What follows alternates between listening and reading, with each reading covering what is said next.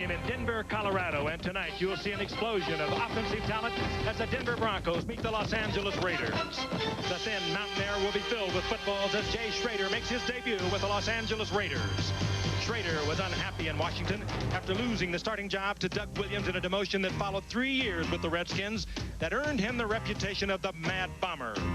A Pro Bowler in 1986, he threw it long and he threw it often. But 3 weeks ago, he was traded to Los Angeles. And tonight, he'll showcase his talents in the silver and black of the Raiders. Schroeder's receiving core is truly awesome. It includes Willie Gault and veteran James Lofton. The scorching speed of Willie Gault is in perfect character with the Raiders' big play offense.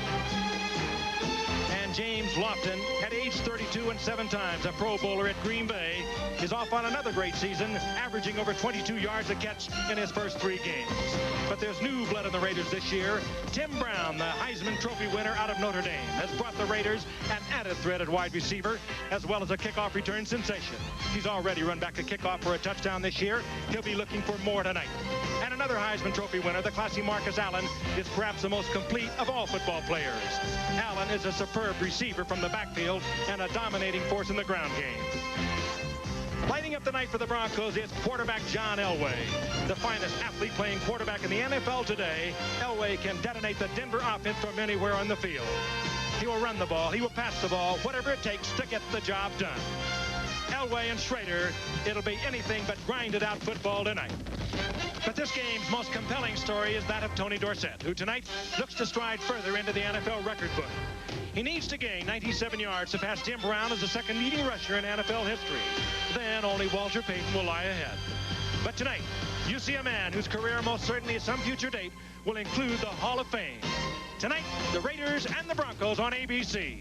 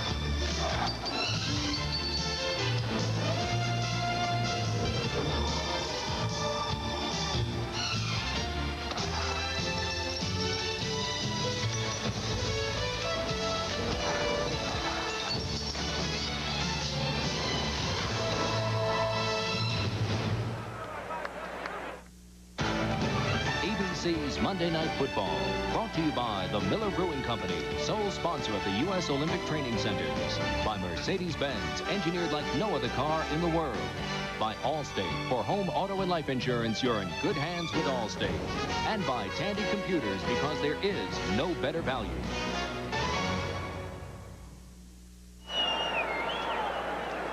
Denver, Colorado on a beautiful fall evening. And there are not many people in this city who are not aware that the Denver Broncos tonight will meet the Los Angeles Raiders. You've heard of Bronco Mania? Well, it still reigns here in Denver, Colorado. Mile High Stadium sold out for the 19th consecutive season. Hello again, everyone. I'm Frank Gifford, and welcome to Mile High Stadium, where tonight 2 longtime rivals in the AFC Western Division will meet, the Denver Broncos and, of course, the Los Angeles Raiders. Both come into tonight with troubled beginnings for this 1988 season. They are 1-2, but if they win tonight, they move into a tie, and I guess you could call that ultimate parity here in the AFC Western Division. The Broncos have changed little over their Super Bowl team. They, of course, have gone to the Super Bowl for the past 2 years. They lost convincingly to Washington and to the Giants. And they have to be wondering, what do we have to do? What do we have to change? What do we have to do to win it? And I don't mean the division or the conference. They mean it all, the Super Bowl. Meanwhile, the Raiders, who dominated much of pro football for nearly 2 decades, have not done so over the past couple of years. They will make a major change tonight. They will start Jay Schroeder at quarterback, recently acquired from the Washington Redskins, and down goes Steve Berline, the youngster out of Notre Dame. But they do have problems. Jay Schroeder has an outstanding cast of personnel offensively. You can look either way and find a great receiver. He has a great running back in Marcus Allen, but he has to be wondering about an offensive line that gave up 9 sacks to Steve Berline a week ago. And maybe Allie might be wondering, maybe I should have stayed in Washington. Yeah, after 9 last sacks week. in one game. You know, overall, Frank, the Raiders are in a very strange place right now. This is an organization as proud as any in professional sports. They love to tell you about their record over the last quarter of century. They love to tell you about pride and poise and commitment to excellence, their bywords.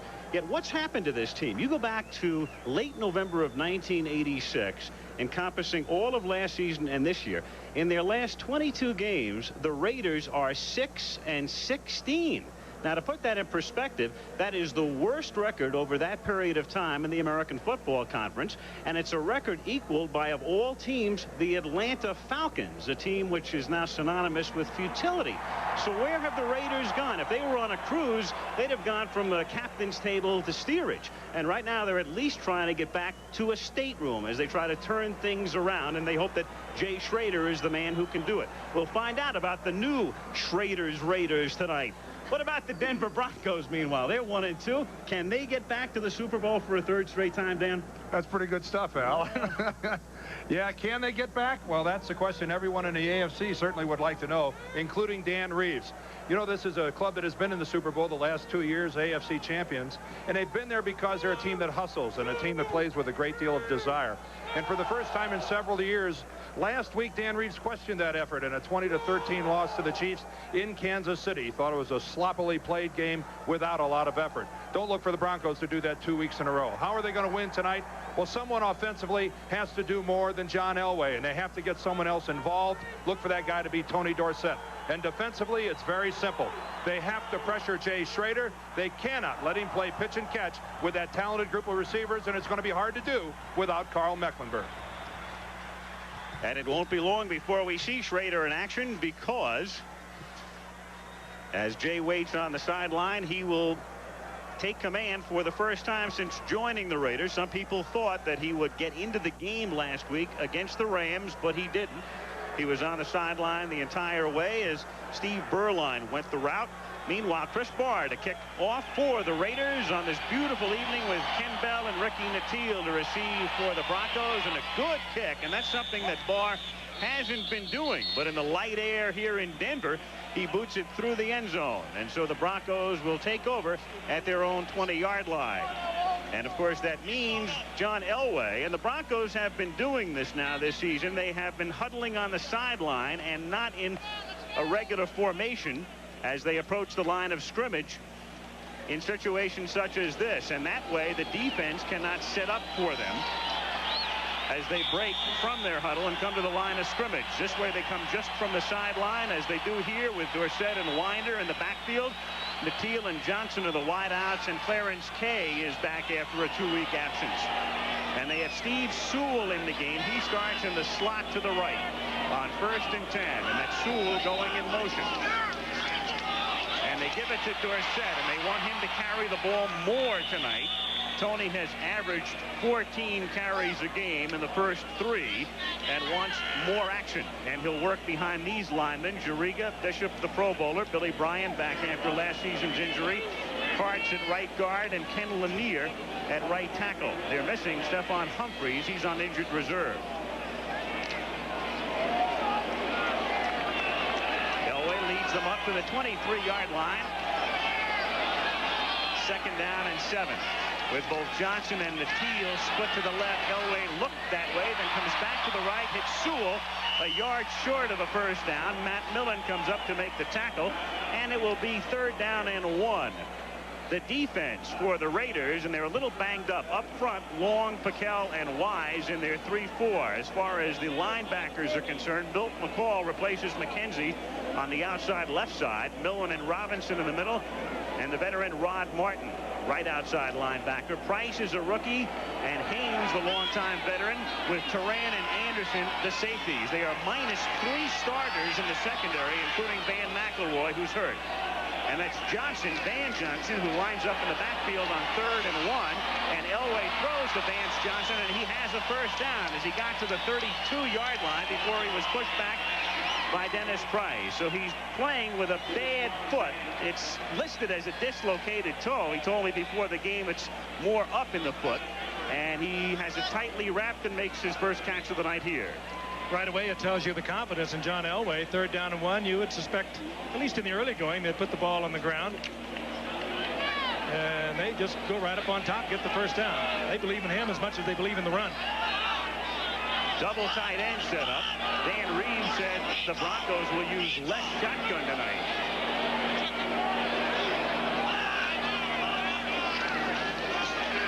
Dorsett, big hole, exploits it out to the 38-yard line for a gain of close to 8. Jerry Robinson, the inside linebacker, number 57, in on the tackle. Robinson in his 10th year out of UCLA. And as we talk about Tony Dorsett and his chase of Jim Brown tonight, Frank, I know that over the years you and I have talked about it. One of the things we admire most about Tony Dorsett, his ability to run between the tackles. He's not a very big man physically, and yet between the tackles he runs the ball as hard as a 240-pounder. And doing it now in his 13th season. 12th season. That's amazing. Second and a long 3 from the 38-yard line. Dorsett's 3rd carry of the night. He gets by Howie Long and has the first down and a lot more, and he's finally pulled out of bounds at the 42 of Los Angeles. Jerry Robinson makes the tackle, and so he continues his pursuit of Jim Brown in the runner-up spot of all time. And there he is coming in, number 3 behind Peyton and Jim Brown.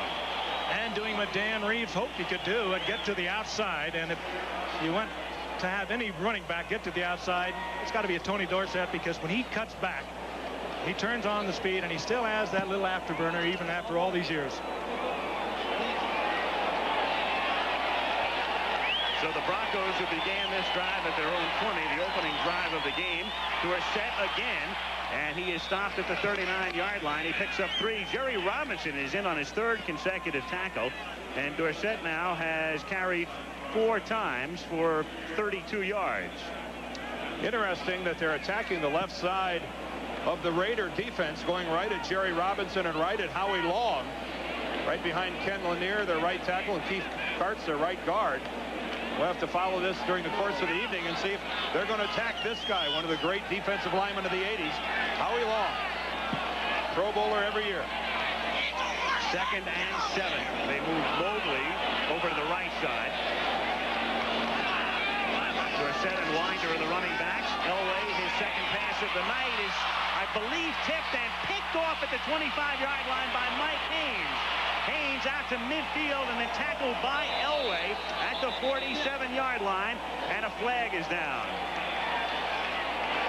Latil was the intended receiver. There's a flag down on the run back at the 40-yard line. Dick Hantak is the referee tonight. Someone up front definitely tipped the ball, Al. One of the linebackers underneath, or someone, got a hand on the football.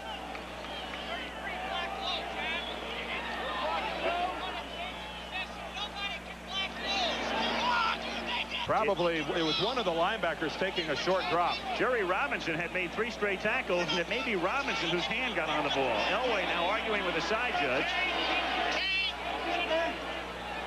Will be 15 additional yards, first down. The penalty was on the run back. There's a 15-yard penalty that takes it to the 32, first down, Raiders. Let's watch it here. That's Jerry Robinson, number 57, and it is Robinson that tips the ball.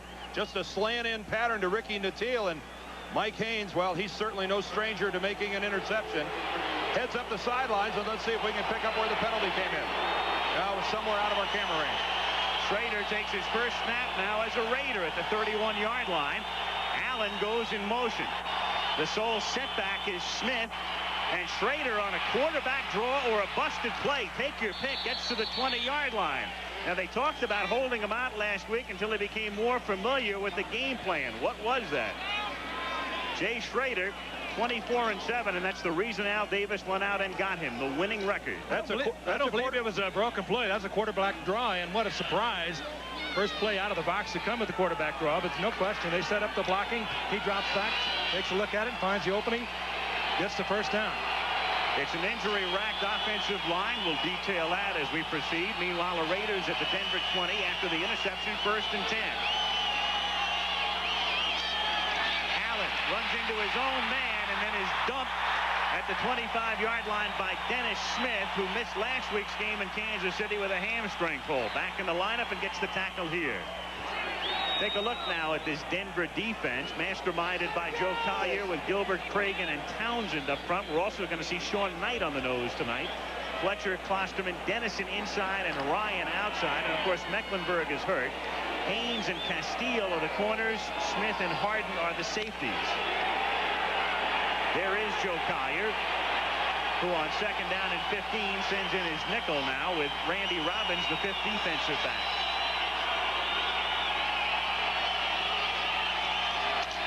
Marcus Allen gets tackled at the 22-yard line. Simon Fletcher reaching around to bring him down. The ball is at the 23-yard line. It will be 3rd down and 12. Simon Fletcher, normally a linebacker in their nickel situation, gets down, plays the defensive end. There effectively takes on the block of fullback Steve Smith, gets in and make the play. And how about the way that the Raiders are starting off conservatively here with Jay Schrader? I think it's a smart move. Let him get some snaps, let him get a few hits under his belt before he asks him to fill the air with footballs. 3rd and 12. They have 4 receivers. And make it 5 now as both Allen and Christensen go into the slot. Schrader out of the shotgun. And keep in mind, he didn't use the shotgun in Washington. Schrader throws, has it picked off by Fletcher. And so each team begins with an interception. Fletcher tackled at the 15-yard line. Loft in the intended receiver. Simon Fletcher, they moved him from defensive end a year ago to linebacker because Danny Reeves wanted to get a bigger defense. We saw him a moment ago, Dan, from a down position, make the stop. Now he drops into the pass. Good athlete. Well, he starts from a down position that time as well. He's actually lined up as a defensive end. Simon Fletcher was off to the side and dropped back into pass coverage and makes the play. So some kind of versatility here by Simon Fletcher. From a defensive end, takes on a fullback and makes the play, then drops into coverage and makes an interception. Battle between Schrader and Elway, two fellows who faced each other twice as high schoolers in Southern California, begins with an interception from both, and now Elway leads the Broncos up to the 14-yard line. And again, Denver, on each change of possession, huddles along the sideline until the ball is ready for play. And then they come out to the line of scrimmage, as is the case here, and begin this drive from the 13-yard line. Tony Dorsett looking for a block from Winder. Winder laid down the block, but Mike Wise was the other man involved, and he makes the tackle. Let's look at the interception again. Remember on second down, we saw Fletcher out here. This is Simon Fletcher here. Watch him drop back into coverage as the Raiders flood the zone, faking the pass rush, taking that one step forward, then dropping back a good 15 yards and moving over in front to make a play. Now that's, you know, that's asking a lot of a linebacker to play defensive end and play the run as well as he did the time before and then get back in coverage and make an interception like that. Versatility. 2nd and 10 from the 13 as the Broncos come up in the eye this time. Elway going deep for Johnson, makes the catch at the 50-yard line. Johnson in a foot race. He's got that bad toe, and so he's not as fast as he normally would be, but still gets all the way down to the 1-yard line. Eddie Anderson, who was a replacement player last year, and Dennis Price, a 5th-round rookie with the coverage as Johnson comes limping away, but after big damage has been done. Great timing by Elway once again. It was Johnson picking up the double coverage in a full fly.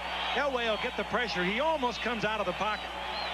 Right there, he almost runs the ball. He sees that Johnson is breaking clear, throws the ball underneath, and Johnson comes back inside 2 defenders and takes it. And another look at it here. He gets the double coverage. The ball's in the air. He reads it back to the inside, comes down with it, and then it's a foot race. It was Dennis Price and Eddie Anderson on the double coverage, but that toe is hurting him. 1st and goal from the 1, and Elway is stopped short of the goal line. The Broncos have been extremely proficient when they get down deep into enemy territory in scoring. That'll go down as a long completion for Elway, but it was Vance Johnson who made it happen. That ball was underthrown, could have been picked off. He came back and got it and turned it into the big gainer. Actually, Eddie Anderson, the safety, number 33, that's his play all the way. And just a third-year guy, he misplayed that badly. He made a play for the ball going to the outside, allowing Johnson to come back to the middle field. Free safety can't let that happen. They missed Van McElroy. Second and goal. They send Sewell in motion to the right. Give the ball to Tony Dorsett, and he powers in for the touchdown. And for the 20th consecutive time that they've moved inside the enemy 3-yard line, they score a touchdown. They're almost impossible to stop down deep, as Dorsett racks up another one, number 89, and he passes Don Maynard, the Jet wide receiver.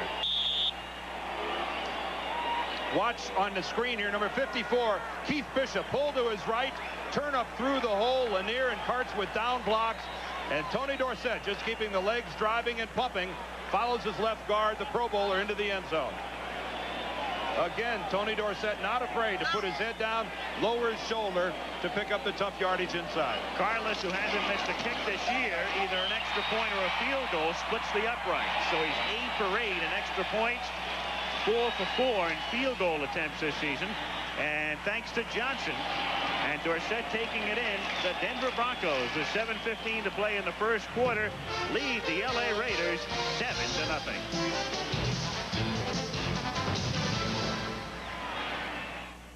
Through the years, one that really stands out in the playoffs. 1974, Miami ahead by 5. 26 seconds left.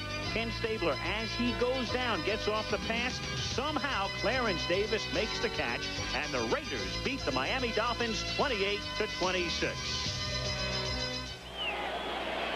Those miracle finishes, a staple of the Raiders through the 70s and early 80s. As they get set to receive the kick, that's the Heisman Trophy winner out of Notre Dame, Tim Brown. And the kick comes in the direction of Steve Strahan in the corner of the end zone, and he downs it there. And so the Raiders now take possession for the second time, with Jay Schrader coming out to the 20-yard line. Al Davis was saying the other day that he doubts that Schrader will ever lead the league in a lot of statistical categories, but he said, I got him for one reason. I looked at that one-loss record, 24-7, and that, of course, is from the man who made famous the phrase, just win, baby. Well, when he was starting for the Redskins, he was not a high percentage passer, but he could beat you in a lot of ways, and he did it with big plays with the Redskins. Can move around, too. They come up in the eye at the 20-yard line. Marcus Allen is the tailback, back of Steve Smith, the burly fullback. And the fake draw. Good protection, and it's caught by Smith out of the 23-yard line. He stopped there by Castile, wrapped up by Castile and Dennison. Smith is out of Penn State in his second season. Of course, this is a temporary job because you know who comes along in about 4 weeks, a fellow by the name of Bo, last name Jackson. Just what the Raiders need, more good athletes offensively. Shanahan, there he is, the youngest coach in the league. He just turned 36 last month. But only Shula started out as a head coach in this league younger than Shanahan. Don Shula started out at 33 in Baltimore. 2nd and 7 from the 23-yard line. Marcus Allen.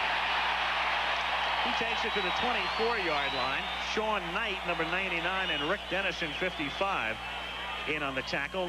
Knight coming off an interesting story. The Saints' #1 draft choice last year, but a disappointment there. Gregory was a disappointing #1 pick for Denver this year, so the two made a swap. And that was a trade that really didn't surprise anyone in New Orleans. Remember, we were down there during the preseason, and they were telling us how Sean Knight was just not living up to the #1 draft choice expectations that they had for him in New Orleans, and it wasn't a surprise at all to anyone down there that he was sent packing. Shotgun on 3rd down and 5, and Tim Brown is in. They send him out into the pattern, and Schrader gets sacked at the 17-yard line. Dennis Smith on the safety blitz puts the pressure on, gets the sack, and forces the punt in the sea of orange. Dennis Smith missed last week with a pulled hamstring, and it gives you an idea about the Denver Broncos. They move people around so much, you never quite know where they come from. Number 49 is Dennis Smith, right up the gut. They failed to pick him up, and Schrader has no chance at all. Gossett's punt fielded by Ricky Nattiel at the 26-yard line. And it's a 10-yard run back to the 36. And so the Broncos will start there after the tackle by Stephon Adams. 5:24 left in the first quarter. 7-0, Denver.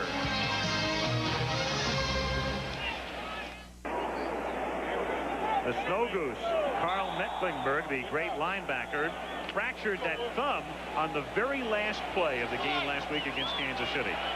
He changes what Joe Collier, the defensive coordinator, can do with the Denver Broncos. They could send him from any spot on the field, and he changes things dramatically for them defensively. Broncos ahead 7-0. 5:24 to play first quarter, and from the 36-yard line, Elway rifles one into the hands of Ricky Nattiel, who makes the catch for a first down out at the 47-yard line. And Elway has to be licking his lips. We mentioned the problems in the Raiders secondary. Normally they'd have Terry McDaniel and Lionel Washington at the corners and Van McElroy at a safety. They're all hurt and out. But if your choice is between Mike Haynes on one side and a rookie and Dennis Price on the other, I think John Elway is going to take the rookie every time. And that time going against Dennis Price, number 38, and staying away from Mike Haynes. And I don't blame John Elway at all. Haynes already with one interception today. First and 10 at the 47-yard line. Tony D gets into L.A. territory as he crosses the 50, and Eddie Anderson comes up from his safety spot to stop him. It'll be second down. And a funny thing, we were talking to Herschel Walker a couple of weeks ago, and you guys were there, and we asked him his reaction when Dorsett got traded. He said he was saddened. He was saddened by the reaction of the Dallas fans, because instead of saying thanks for the memories, they pretty much said good riddance. Well, Herschel understands the nature of the business, and he knows that someday that could be and may be him. And that's, you know, sometimes you don't appreciate what you had until you lose it. This is Sammy Winder, who used to be the featured running back. Now he's the fullback, and he takes it to the 38-yard line, and Stacy Turan makes the tackle. And Winder has led these Broncos for 5 years in rushing, and you wonder how a player like Winder handles somebody coming in like Dorsett. He's handled it very well. Obviously, he's going to have a much more limited role than he's had in the past. But how many running backs are there in this league that wouldn't be flattered to share the same backfield with Tony Dorsett? We're not talking about Hamburger just showing up and some coach playing favoritism and putting them on the field. First down from the 38-yard line, and now Winder becomes the blocker for Dorsett, who picks up 3 as Tony takes it to the 35-yard line, and Jerry Robinson gets credit for his 4th tackle.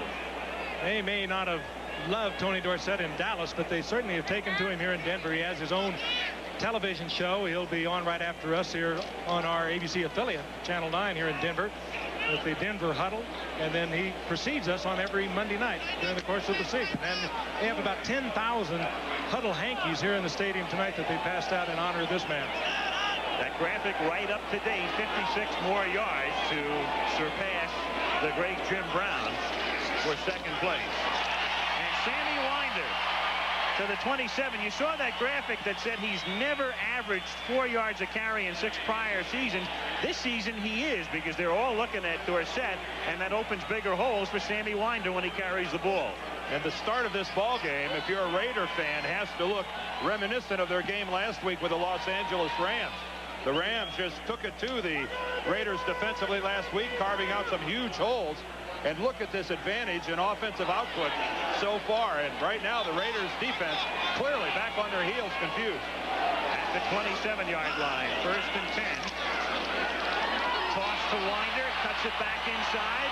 And Sammy takes it down to the 22-yard line for a gain of close to 5. With 1 minute and 50 seconds to play in the quarter. And a little shoving match going on. And there goes and Keith Karts. And there goes the late flag. And I saw a hand on a face mask, and you're just not going to get away with that. This is the second time in a couple of weeks we've seen players getting in a fight that reach up and grab somebody's face mask. And that is going to draw the flag every time. And that time I think it's Matt Millen. Go ahead, get in a disagreement. Say whatever you want to say, but don't put your paws on the guy's face. Not unless you want to march your team back a little bit. Dick Hancock. Face mask, defense, number 55, penalized half the distance, first down. I love the guy's intensity. Matt Millen plays this game the way it's supposed to be played. Now that time he's locked up on Keith Kart's number 72, and you can see the left hand has the face mask as he pulls him down. But I really think the infraction came after the play when he got in a confrontation with Karts and went ahead and grabbed his face mask again, because that flag came way after the play. It did look like Karts had a handful of jersey there too, Dan. It's 1st and 10 from just outside the 10. They conceivably could get a first down without a touchdown, and Tony Dorsett cuts it back and gets wrapped back at the 6 as Eddie Anderson gives him a shot. Anderson was a replacement player last year, and you might recall when we did a Monday night game in here during the strike, he was the man who shattered several of Steve Watson's ribs. And Watson did not play for a long time. He was out for at least 6 weeks, as I recall, maybe longer. And in fact, Watson is hurt again now and on injured reserve. At the 6 now, 2nd down and about 5.5. Again, they can get a first down inside the 1. Time for the Raiders defense to come up with a big play or they're in trouble. Natil is in motion. And Tony Dorsett powers to the 1-yard line. So it's going to be 3rd down and about 4 inches for a first down and a yard for a touchdown. Well, it would appear that the Denver Broncos are responding to head coach Dan Reeves' tongue lashing about the way they played in Kansas City last week. He was not happy at all about their effort or their intensity. He thought that the Chiefs were far more physical than the Broncos last week, and night and day. This is certainly a different ball club tonight. Elway is looking at the clock and asking Reeves, do you want us to run a play? They don't have to, and so they will wait. They will let the time run off as the 45-second clock is 2 seconds behind the game clock. The crowd at that end doesn't like it very much, but they sure love it in the other bleachers. They're coming their way. End of the first quarter, 7-0 Denver, and we'll be back in Denver after this message and a word from your local station.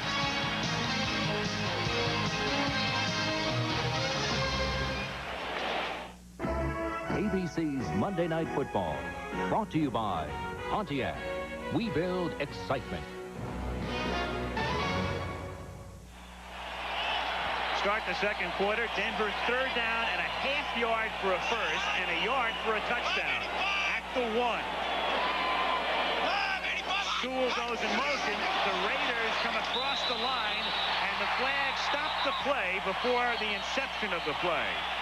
So Dorsett goes into the end zone, but that means nothing at all. Boy, and John Elway, they call it a hard count. The inflection of the voice. I didn't see anybody for Denver twitch up front. Let's see if they did. But he brought off, I'd say, a good half dozen of the Raiders.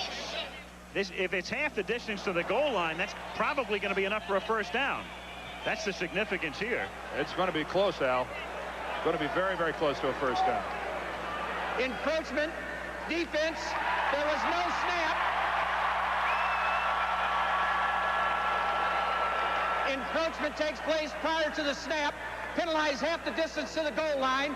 1st and goal. It is. It's enough that half the distance, that ½ yard is enough for a first down.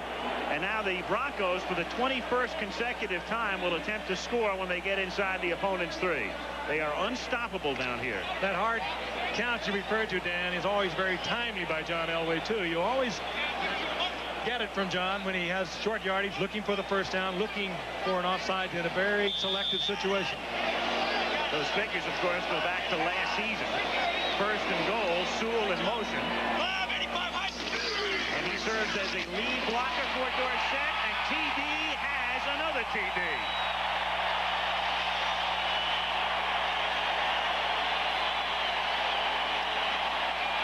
Why not? 50 yards in the first quarter rushing tonight.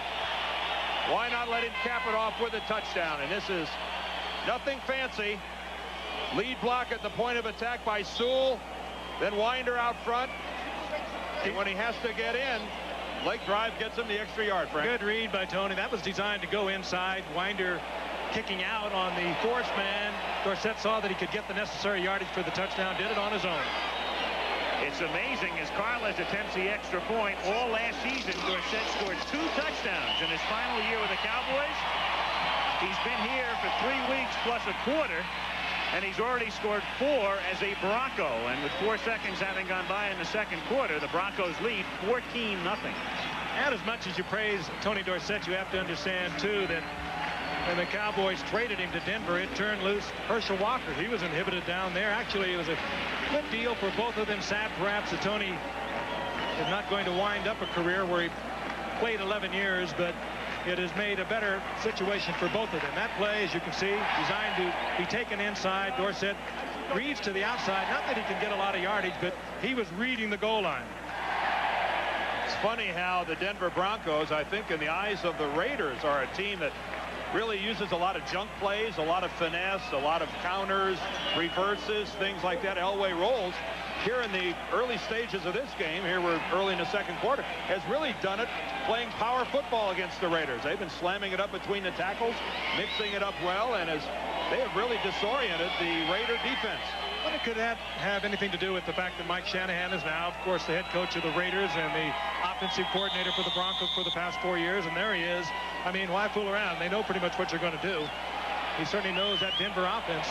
He coached it as a coordinator for 3 years. Carlos, his kick is 8 yards deep in the end zone, and Tim Brown will not run this one out. And so now the Raiders, with Jay Schrader at the helm, come out to the 20-yard line.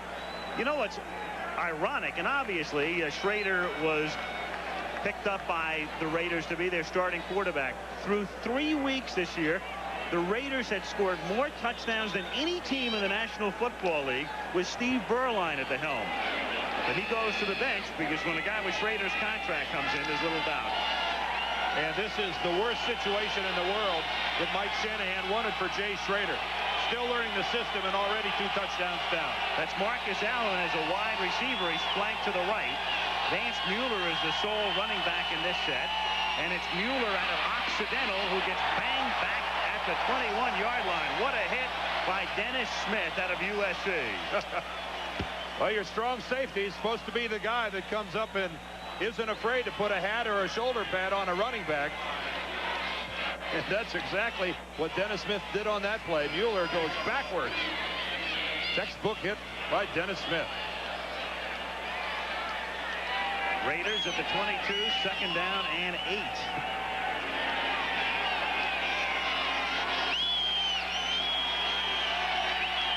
Lofton in motion. Then he slots to the left with Gold split to the left and Lofton in motion. Toss to Marcus Allen. He picks up 3 and he's rolled out of bounds by Rick Dennison. They can afford to use Allen a lot. He's really been a workhorse because Shanahan knows a little of the pressure. A lot of the pressure comes off and a lot of the workload comes off when Bo Jackson gets there. Bo Jackson's deal, by the way, lets him have a week off after the baseball season ends, which is next Sunday. Then he reports, and as Dennis Smith comes hobbling off holding his hamstring and will be replaced in the Denver secondary, Jackson gets a week off, and then it's conceivable he would play against Kansas City at Arrowhead in the middle of October. I think Tyrone Braxton is the ball player that came in to replace Dennis Smith. And Denver has to take a timeout. They take a timeout on defense. We'll be back.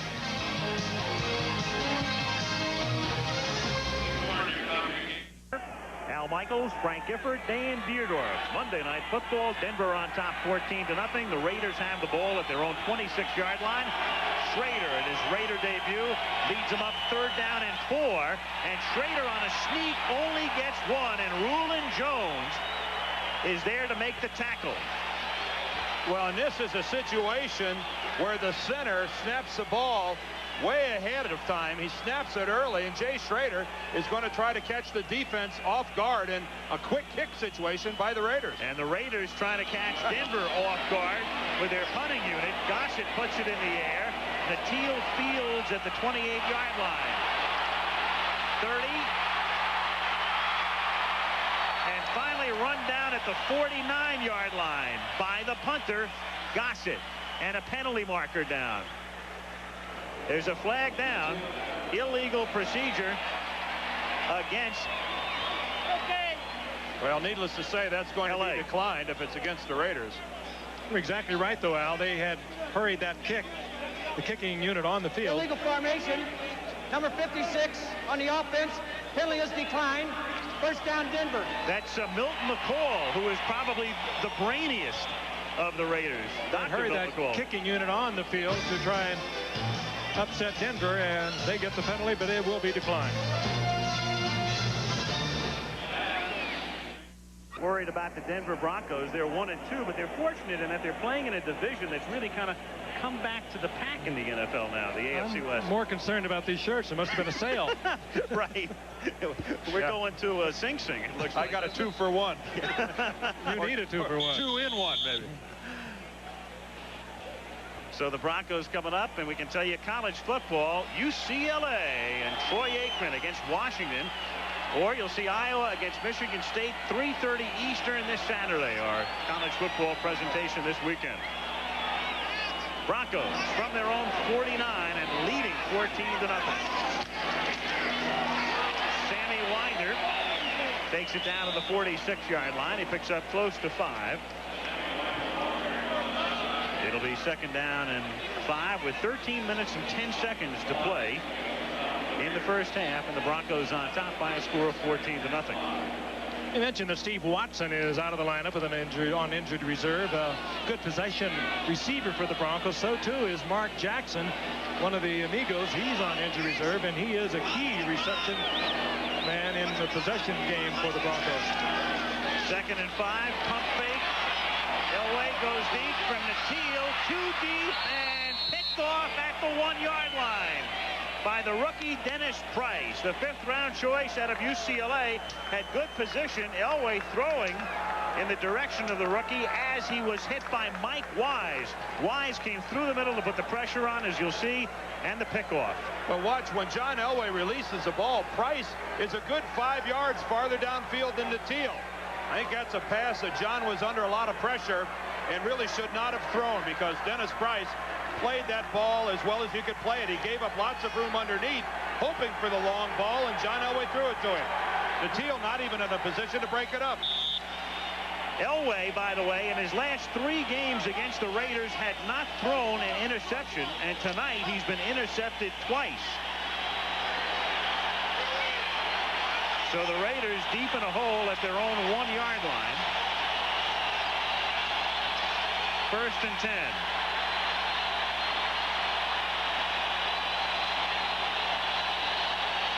Crowd trying to disrupt the count.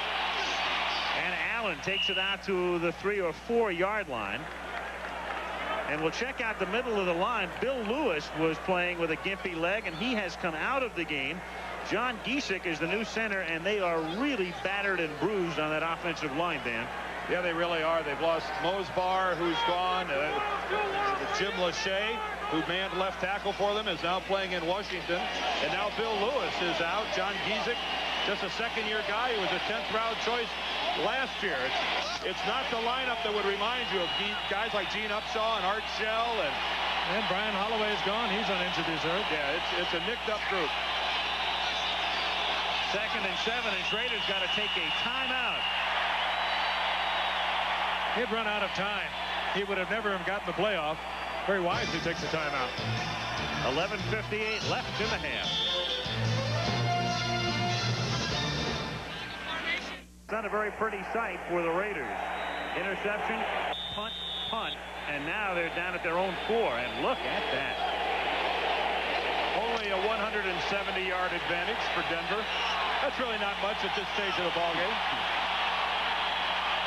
Right now the Raiders trying to get out of a hole. 2nd down and 7 from their own 4-yard line. Allen is the man in motion. And a quarterback draw. And again with some success as Schrader takes it out to the 9-yard line, and that will make it 3rd down and 2 with 11:45 remaining in the first half. Denver leading 14-0. 2nd draw tonight for Schrader. I think they probably have kept it very simple for Schrader. He's been there 3 weeks. He's been working night and day to absorb the offense, but it takes a while. It's very complex, this game today. Doesn't get much simpler than a quarterback draw. It certainly doesn't. I think that's why they're keeping it that way. That might be oversimplifying the simplicity of what they're trying to do. 3rd down, 2.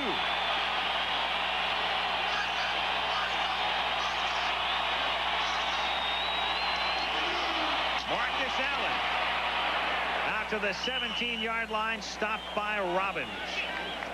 Marcus Allen, he is the Travelers Man of the Year for these Raiders. And as we remind you each and every week that the Travelers Man of the Season will be announced on Super Bowl Sunday. Certainly one of the strong contenders. That's an appropriate award for a guy from USC, isn't it? Absolutely. Oh, Traveler running around out there. Mm-hmm. That horse used to terrify me on the sidelines. First and 10 from the 16-yard line. That's only the second first down for the Raiders, who have Mervin Fernandez in the game. Split to the right. Marcus Allen can't slip a tackle in the backfield. Bruce Klosterman got a hand on his ankle, number 97, and Freddie Gilbert was in for the coup de grace. Klosterman playing tonight because of the injury to Mecklenburg. Dennison has moved over to the strong side as a linebacker, and Bruce Klosterman making a start tonight. Well, he comes out on the pass, but he'll be in there in all the run situations. Sooner or later, Jay Schrader's got to put the ball up in the air. I think the Raider offense is just about run out of draws and quarterback draws. Sooner or later, he's going to have to go downfield and get into the vertical passing game. Like right here out of the shotgun with Brown in motion. And Gall split to the left. They'll send 3 men wide to the right, and they keep it on the ground to Allen to try to cross up the defense, and he takes it to the 20-yard line. The more you watch this offense, the more you think that Jay Schrader must have viewed the videotapes from last week's game. And what happened to Steve Berline? Sacked 9 times.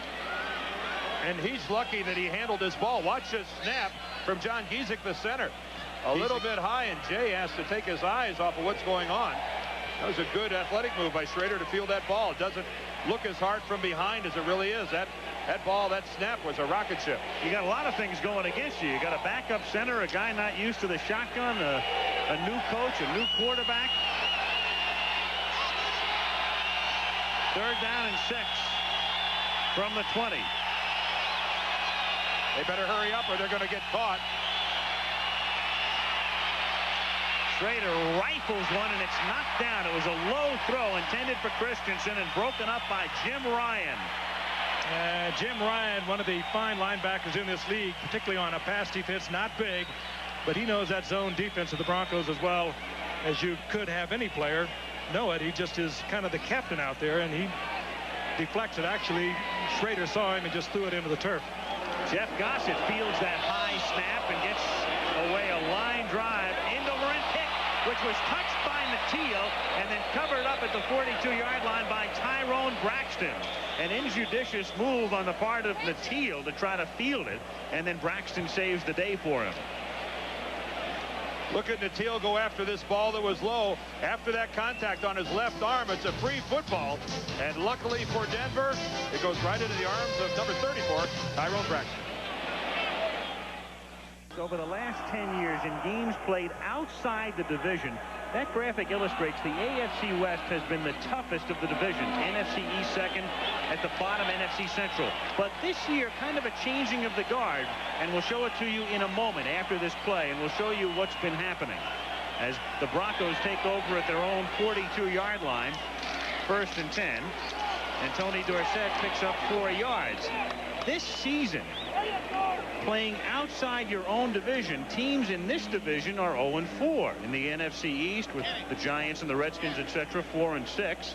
And look at the NFC West with the 49ers and the Rams and the Saints. They are 8-2, so a little bit of a changing of the guard going on in the NFL here. Were you aware of that, Dan? Well, I knew it's my idea to do that. What do you mean, am I aware of that? I wrote that during the last commercial. 2nd and 7 from the 46. Dorsett tries a spin move, and he's stopped by Russell Carter, the former Jet. You know, so much has changed, too, over the past few years. The AFC has really become kind of the finesse conference, if you will. They have only won 1 Super Bowl out of the last 7 played, and I think that's kind of interesting. The AFC, they're quick and they have a lot of finesse, and you get into the NFC, you get Washington, you get the Giants, you get the Bears, you get Minnesota, now the Rams. They are physical, they are bullies, and finesse has a hard time beating bullies when they get down into the playoffs, and certainly in the Super Bowl, and it's been proven. A finesse man who'd normally be in, Gerald Wilhite, is hurt. He's one of the 2 inactives. Sewell takes his spot here on 3rd and 6. And Elway from the shotgun rifles one for a first down to the 43-yard line to Vance Johnson.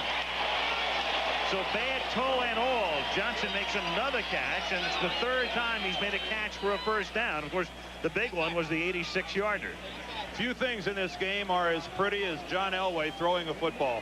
And when he gets back there and he picks out a receiver, the release of Elway, I think, is one of the prettier parts of the game here in the National Football League. The ball just seems to get there quicker than when anyone else throws it. It does. It's not just a figment of my imagination, is it? Johnson already with 100 yards receiving, and Sammy Winder gets inside the 15 to the 13-yard line.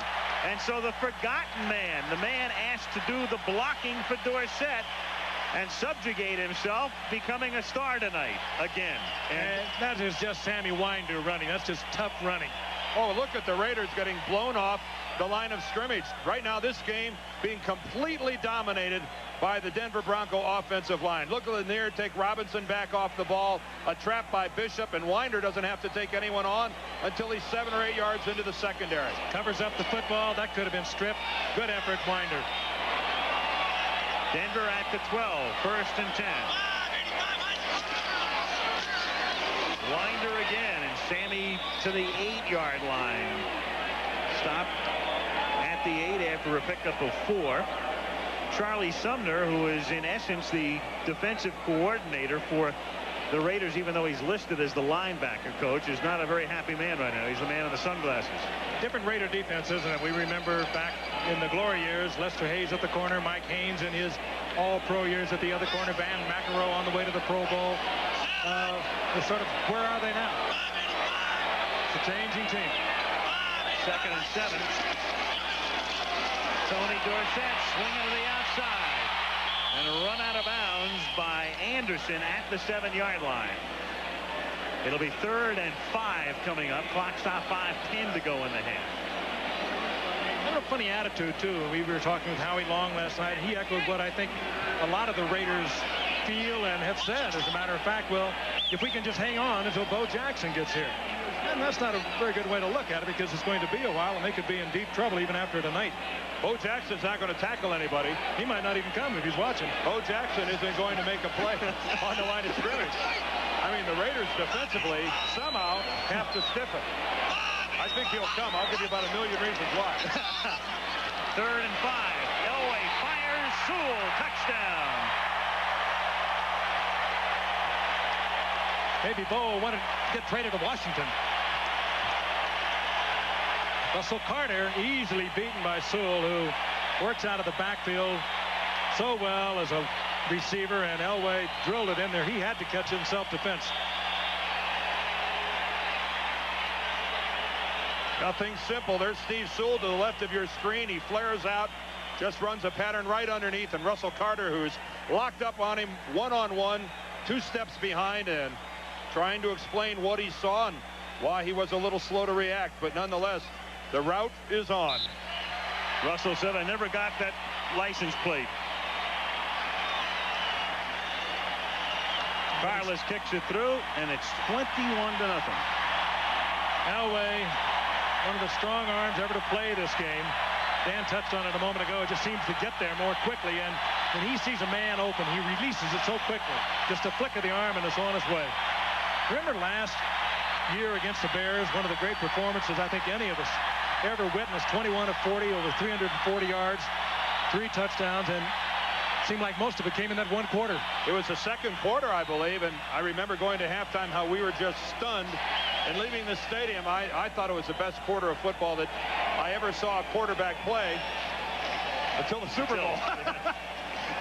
And when you know it, Denver was in that game as well, but as good a quarter as Elway had, I think Doug Williams and his second quarter in the Super Bowl might have even been better. Yeah, the Broncos will excite you on both sides of the ball. Well, right now, the excitement, I think, needs to be generated by the Raiders and their offense. I don't know the quarterback draws are going to get it anymore. Or 3rd and long out of a shotgun, a running play. No, they're going to, for better or for worse, they're going to have to go to the air, and if Jay Schrader isn't the guy to do it, maybe Berline is.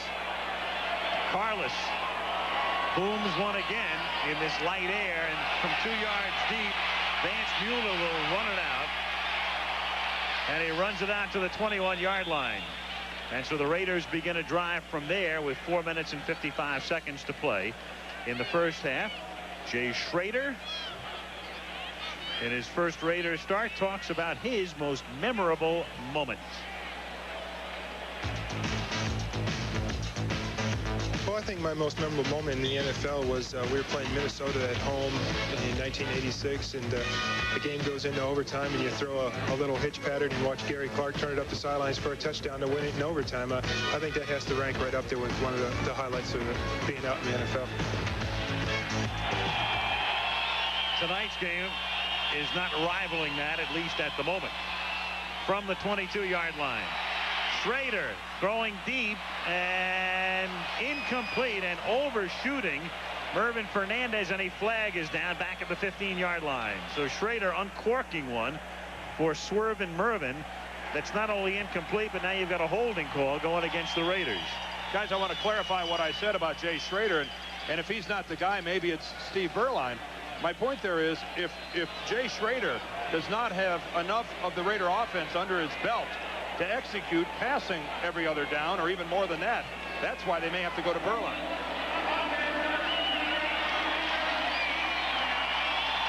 I mean, Berline has been there from the beginning, and there's just no way that Jay Schrader has absorbed as much of this Raider offense as he's going to as the weeks go by. And in this situation, down 21 points, you're going to have to throw the football almost exclusively. I don't know if Jay has enough of the game plan under his belt to do it. And not only the offense, but a brand new offense. You've got a new coach, a new system. And right now they trail 21-0. 1st and 20 from the 12 out of the shotgun.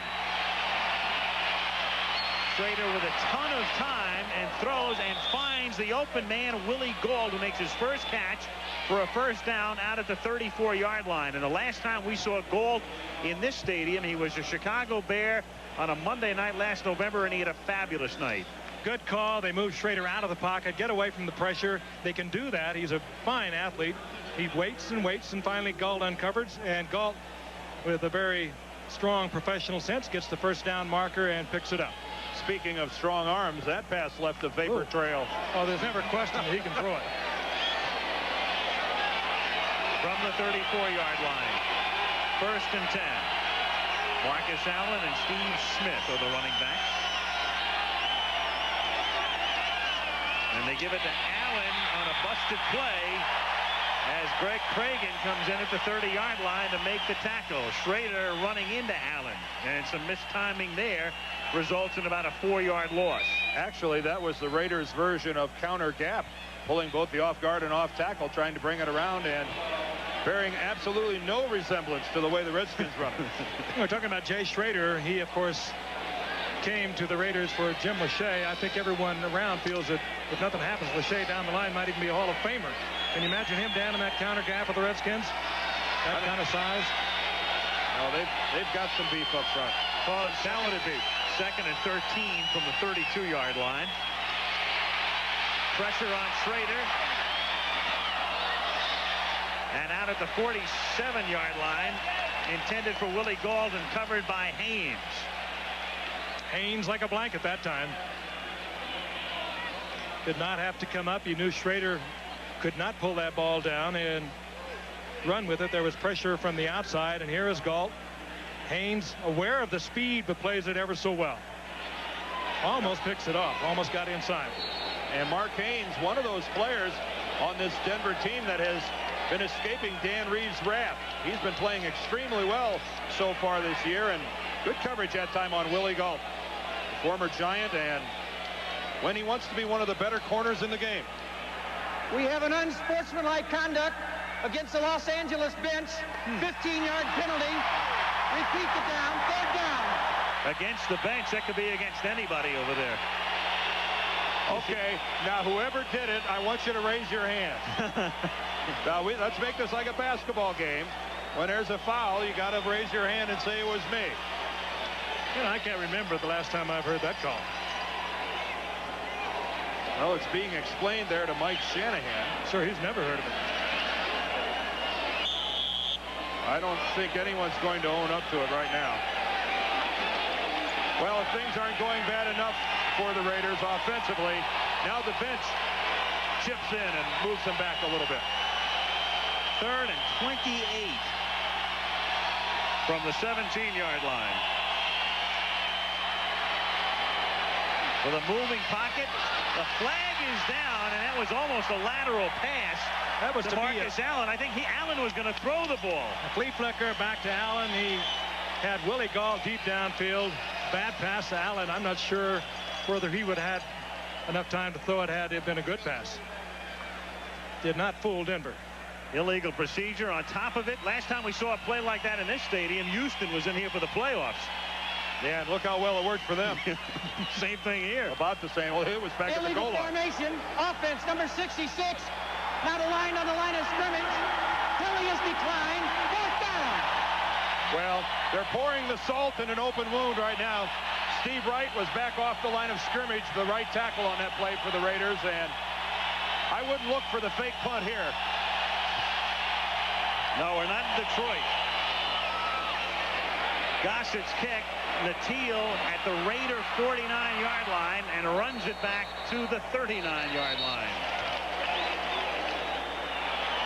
And the first half belonging to the Broncos. At the 3:32 mark, that much time remaining. And a reminder, well, we're watching Elway tonight. You'll see a great quarterback, Troy Aikman of UCLA, leading his second-ranked Bruins against Washington. And those of you in the Midwest will look on as Iowa takes on Michigan State. It all begins at 3:30 Eastern time. A week from tonight, Superdome in New Orleans. The Saints hosting the Dallas Cowboys. New Orleans 3-1. Cowboys are 2-2 after the victory over Atlanta yesterday. Denver from the Raider 39, and Dorsett closing in on Jimmy Brown. Picks up 6. Lyndon King, the linebacker, 52 in on the tackle. And that's the Denver radio booth. Well, they've got some happy things to report tonight. Bob Martin and the boys. Well, this is a fun game to do if you're the home radio team. This is when you can hoop and holler and have a pretty good time. The Raiders now starting to flood the line of scrimmage, putting 8 people up on the ball, trying to play the Denver running game and not doing it well. Sammy Winder picks up 6. I'm sure this is not what Mike Shanahan expected from his defense. They really figured this defense was the thing that would hold them together until Schrader came along, Bo Jackson arrived. This is a defense that was ranked 2nd in the NFL in yards allowed last year, and tough against the run. They have been shredded tonight. Always tough against the run. I'm sure that Shanahan is not believing his eyes. Poor Jay Schrader over on the sideline. I mean, he must just can't believe this. Already down 21-0. Denver already in scoring position. And Berline is saying, go get him, Jay. You see on his wrist a list of plays. He's got the plays listed on his left wrist as Winder is stopped after a pickup of about 1. I'm sure Berline walked up to him and said, hey, Jay, baby, you finish this one off. You need to work. I'll catch you on the plane on the way home. 2 minutes to go in the first half. It's been all Broncos. Berline's got his little list also. They better rewrite it. Al Michaels with Frank Gifford and Dan Dierdorf. Broncos routing the Raiders 21-0 and moving again at the LA 27-yard line. You know, when you have this kind of a lead, you got a 2nd and long, you can look for John to try and get it in the end zone. They like to just run this up. 2nd and 9. Natil goes in motion. They give it to Dorsett. Tony threads his way through and takes it down to the 22-yard line. And the drama in this game may come in whether or not Dorsett passes Brown before the night is over. Peyton, of course, #1, and it'll probably be #1 forever. Walter with that much of a margin, and Dorsett, there he is for the night, 66 yards. Well, if Denver should go ahead and score on this drive, and the Raiders have shown absolutely no signs that they might stop them, you know, Dan Reeves really has a decision whether or not he even wants to play Tony Dorsett. I would imagine he'll give him some work into the second half, and maybe let him break it tonight before a Monday night audience. Sure. That'd be kind of neat. And a flag goes down. Uh-oh. And this play will go against Denver as Elway throws it out of bounds. Here that Sammy Winder started to come out of his three-point stance before the play. A defensive lineman's dream, getting to chase John Elway for about 30 or 40 yards, knowing all the while that you have absolutely no chance of catching him before he throws the ball away. At 5,200 feet of elevation, not bad. Yeah. Great way to spend a Monday night. On the offense, number 33, penalty is declined. 4th down. I'm sure that the defensive linemen think that the illegal motion ought to be against Elway, but nobody should be able to have that kind of motion. Meanwhile, Carlos now, who has not missed a kick all season. Perfect with extra points, perfect with his field goal attempts. Well, you're really putting the whammy on this guy, aren't you? Yep. He's hot. He's in a groove. Say it again. He hasn't missed all year, right? He's like Oral Hershiser. He can't miss right now. 29-yard line. And Kubiak. Timeout. Denver. Their second timeout. Were they a man this short? This is a 40-second timeout. They were running out of time also, and they did not want to pick up 5 more yards and extend the distance of that kick. It's about the only thing Denver's done wrong in this first half. Speaking of Oral Hershiser, as you were. Yes, as we were. The League Championship Series begins, and you see a picture there of Darryl Strawberry, and we can't show you who he might be facing because it's not yet official, but the magic number for the Dodgers is 1, so you can count on it. Dodger Stadium in Los Angeles will be the site Tuesday. That's a week from tomorrow night at 8 Eastern time. The beginning of the League Championship Series. And with the Dodgers and the Mets, it figures to be Hershiser and Gooden. Davey Johnson has already announced his starter. And the American League Championship Series between the A's and probably the Red Sox will begin the following evening. What's the name of that famous announcer doing this series? Emmy Award-winning announcer. Al. Who dat? You guys, yeah, you guys will be real good on Bourbon Street next week. 39-yard attempt by Carlos. Good.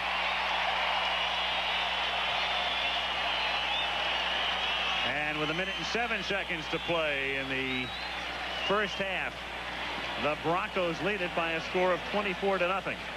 Broncos well on their way to another one. They have beaten the Raiders 4 consecutive times, and they have beaten them 6 out of the last 8 times they have met. And the 2 times that the Raiders have won during that string, they won in overtime. So it's really turning kind of lopsided in favor of the Broncos over the past few years. Well, Al, you're not wasting any time dumping us for McCarver and Palmer, are you? Yeah, I may leave at the half. A lot of preparation to get ready for that, you know. Yeah, you'd like that, wouldn't you? Yeah, you guys behave yourself next week on Bourbon Street, though. Under wraps all the way. Well, we've got the Saints and the Cowboys next week, Frank. Yeah. Frank, If you don't know, we're in a lot of trouble already. you and I. Oh, that's a week away.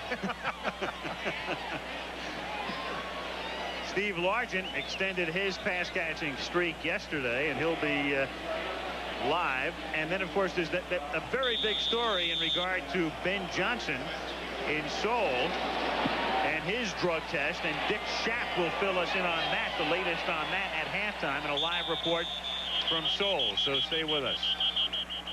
Here comes Schrader at the 20-yard line with 1 minute and 7 seconds now left in the first half. You know, it's funny, as you look at that Bronco bench, there's a guy on the bench who hasn't played tonight, Sam Grady, the sprinter, and he's a wide receiver. He beat Ben Johnson in 1984 in the Olympics when Carl Lewis won the gold. Grady was second, and Johnson was third. Was Danny Reeves funny this morning talking about that? He said, I can't get over it. Every time I look at him, he says, that man beat Ben Johnson. There he is, yeah. He also won a gold medal in the relay, 4x100. So a gold and a silver for him in L.A. As it turns out, maybe Carl Lewis did. Yeah, you're right. Schrader uncorks it. No chance. When Willie Galt, his intended receiver that time, I don't know if he was confused on where the ball was going or whatever, but he pulled that baby up about 15 yards short. And this, if you like the Raiders, is not pretty. It gets worse and worse on their last possession, a minus 17 yards, capped by a punt out of their own end zone. Of course, that was after a personal foul on the bench, an unnamed perpetrator over there. Perhaps somebody's graphic discussion of the official's ancestry. I'll leave you to speculate on that. But I think you're probably right. 2nd and 10. We've got a whistle. Play is dead. I think we got delay of game there. Yeah, we do. Clock went down to 0. Oh, this is ugly now. You know, you don't expect that. As you look down there, you see James Lofton on one side, you see Willie Galt, you see Marcus Allen. Delay, offense, number 13, still 2nd down. You know, it really has to be, Dan, I think, the importance of an offensive line. This is a decimated offensive line. They gave up 9 sacks a week ago. They're missing Mosbar. We talked about that. They're missing Holloway. They traded Lachey to Washington. They're hurting. They're hurting offensively, but defensively, they've given up 24 points already. And, you know, sometimes you just have to stiffen your back a little bit. Doesn't it kind of permeate through the entire team? Yeah, it does. 2nd and 15. Knocked away, intended for Allen, and knocked away by Tyrone Braxton. No one will ever accuse me of overhyping a second half of play that's yet to be played. But I'm not going to go too far out on a limb and say there's no way the Raiders could possibly play this bad for another 30 minutes, is it? I mean, they couldn't possibly stink it up this bad in the second half. Well, you know, the funny thing is, in their recent history, the biggest egg laid by the Raiders was on a Monday night game in '86, Frank, at the Kingdome. Yeah, but I wasn't here for that. I know it. 37-0, and they had 11 sacks that night. That one really had an odor to it. Yeah, they were the Sackies 11 times. 3rd down and 15. Wide open. Going deep for Brown. He was open, but the ball is overthrown. He was open, but it would have had to have been an almost perfect throw.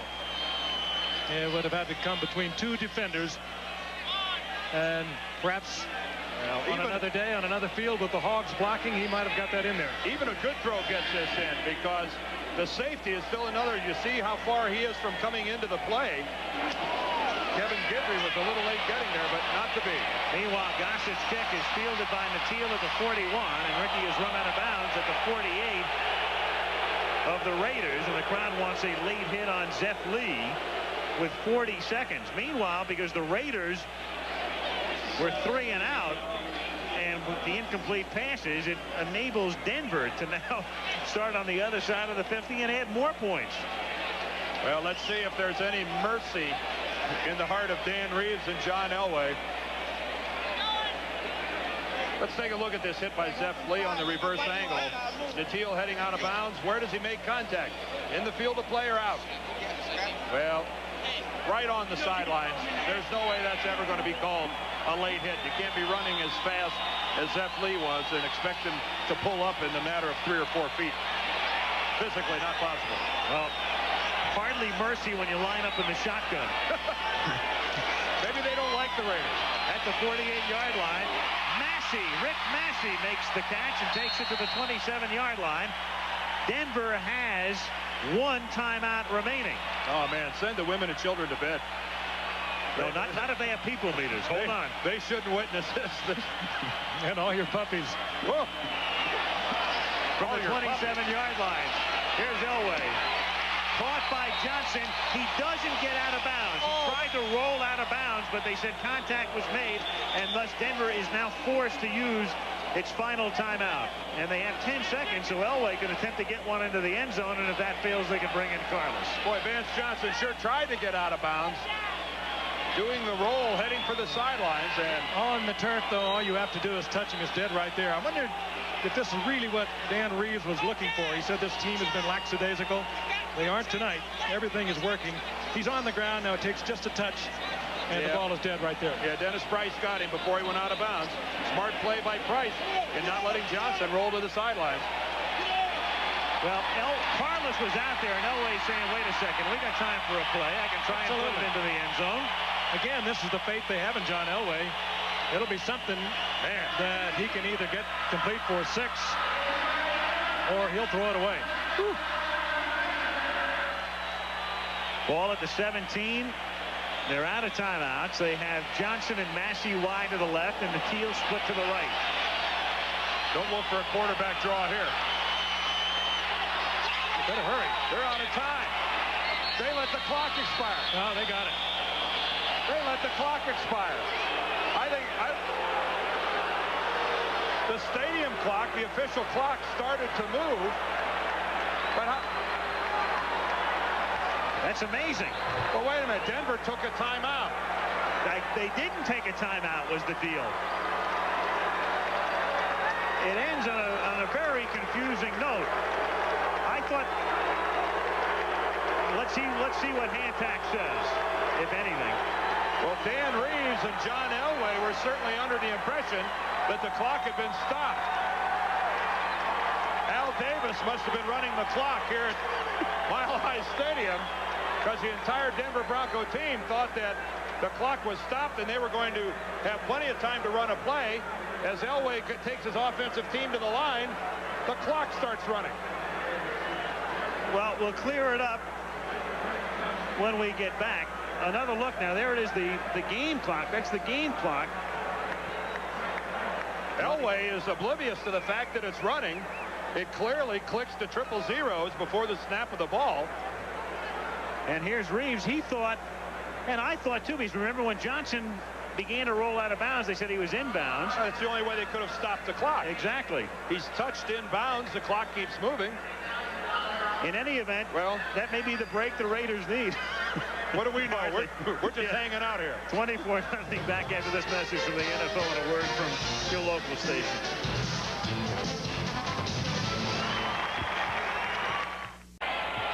And back in Denver, where the Broncos, with a super first half, 24-0, and just to fill you in on what happened at the end of that first half, which ended in some confusion. Johnson was inbounds, but it was close enough to measure, so they had to bring the sticks across, and they stopped the clock for that. Denver was under the impression that they had taken a timeout, when in fact they had not. So as they go back out and Elway begins to run the next play, the clock is ticking down. That results in the confusion.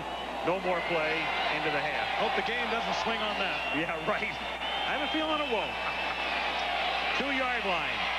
Tim Brown starts the second half with a little bit of a thrill as Carlos bumps him out of bounds. Brown, who ran back a kickoff for a touchdown, 97 yards in his first NFL game, the opener against San Diego, brings them out to the 40-yard line. Hey, is that something? Yeah. That is spectacular. Anything is prettier to see that moon over some of the great ski slopes you have out here in Colorado. I wonder if it's rising or setting. It depends on which team you're rooting for. Yep. Well, let's see if the pride and poise, the silver and black, can make something happen offensively. It was a futile first half, to say the least, and Jay Schrader still at the helm. From the 41-yard line, Dennis Smith is still not back for Denver. Randy Robbins takes his spot in the defensive secondary, and the pass is thrown behind James Lofton. The last time Lofton played a game in this stadium, it was that famous snow game in '84, Green Bay against Denver. He caught 11 passes in the blizzard. For over 200 yards and a touchdown. What a night that was. That one was over in the first 21 seconds. By the way, he was wide open. Staggering imbalance of numbers favoring the Broncos. It's not often in the National Football League you'll see a team with only 40 yards to their credit for an entire half. From the 41-yard line, 2nd and 10.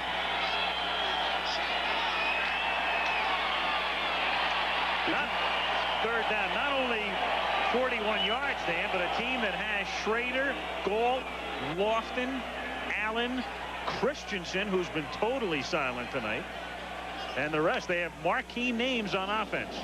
And they also have Rory Graves, a left tackle, a backup center, who does a whiff job there on Rulon Jones. You know that it's an NFL statistic that teams who only have 41 yards offense at the half are trailing 99% of the time when they go to the locker room at halftime. That's not right. It's 97%. Well, 99 by my calculation. 3rd and 10 from the 41. Flag, and the minute you mention the silent Christensen, does he? No, he doesn't make the catch. And we'll see about the penalty. Well, this will be a holding call against the Raiders, I would imagine, and it just goes from bad to worse. And if you don't believe me, ask him. Holding, offense, number 63. Penalty is declined. 4th down. John Giesick. John Giesick, the center, who's having to play for Bill Lewis, who would be the starting center, who tried to play tonight and couldn't. He's out. The much-traveled Jeff Gossett gets off a good kick, fielded by McKeel at the 13-yard line. And he gets banged down at the 18-yard line. Tackle made by Reggie McKenzie. And again, coming up this Saturday at 3:30 Eastern Time, the Bruins in contention for a national title, coming off a tremendous victory over Nebraska against Washington. And Chief Jackson and Bob Brucey will be there. Iowa, Michigan State with Gary Bender and Dick Vermeil. So check your local listings for the game in your area. UCLA, not only with Troy Aikman at quarterback, but a talented group of big uglies up front. Oh, yeah, in the trenches. Oh, what a showdown they're heading for out there between UCLA and USC. Yeah. USC defeating Oklahoma this past week. Well, here's the story of the second half, at least for the moment. Dorsett, and whether or not he can eclipse before the night is done, Jim Brown. He stopped for no gain here by Lyndon King. And there's the quarterback comparison for the first half. A little difference. Look at the rating. 105.5 rating for John Elway. 1.7 for Jay Schrader. And I did not know that you could get a rating that small. That's incredible. That has to be a mistake. That can't be right. Wonderful world of microchips. 1.7. 2nd and 10 from the 18. Elway throws it into the back of one of his linemen. Oh, that's a Bishop, and 3 flags come down. Ineligible receiver, and that'll go against the Broncos. Yeah. You know what the deal is, Dan, as we wait for Hantak to tell us officially. Illegal touching behind the line by an ineligible receiver.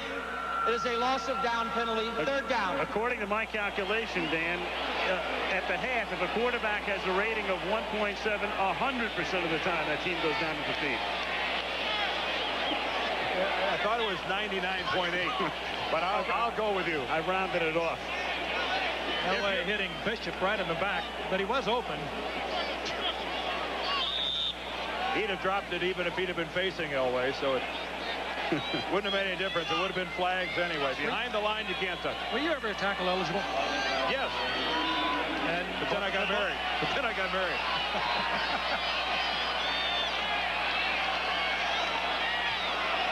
They never threw it to me, Frank. It broke my heart. 3rd and 10. Elway. Incomplete. Mobley wants a flag and doesn't get it. And he would have got it against Stacy Turan had that ball been catchable. Turan put his hands on his back and gave him a shove. The ball thoroughly overthrown. Now Mike Horan, who's been pretty quiet tonight.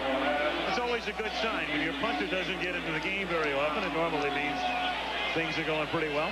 Here comes Mr. Excitement. Horan's first punt, and Tim Brown to receive at the 40-yard line.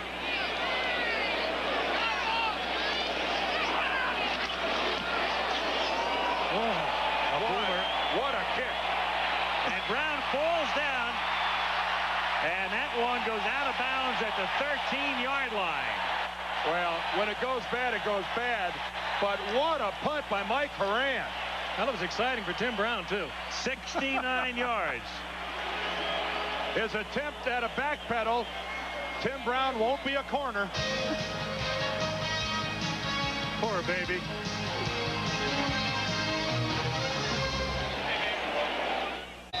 A little Orange Crush defense revisited in this one so far tonight. 13:24 to go, 3rd quarter. Broncos on top, 24-0. Raiders have the football at their own 13-yard line, 1st and 10.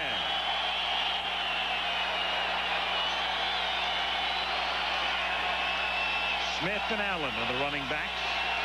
As Schrader drops to throw and fires over the middle and hits Steve Smith, the fullback, out to the 28-yard line for a first down. He is tackled by Rick Dennison. This is one of the Raiders that Dan Reeves is really high on. They would have liked to have drafted Steve Smith had they been able to. And young running back, good blocking back out of Penn State. You see so many of them come out of Penn State that can do so many different things. Joe Paterno almost demands that from his backs. Good receiver, good blocker. To the 28-yard line.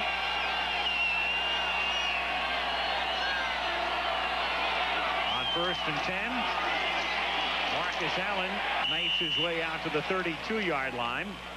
And it'll be 2nd down and 6. You know, we talk about Mike Shanahan taking over. He's the youngest coach in the league by a lot. He's 36 years old, and Al Saunders of San Diego would be next in his early 40s.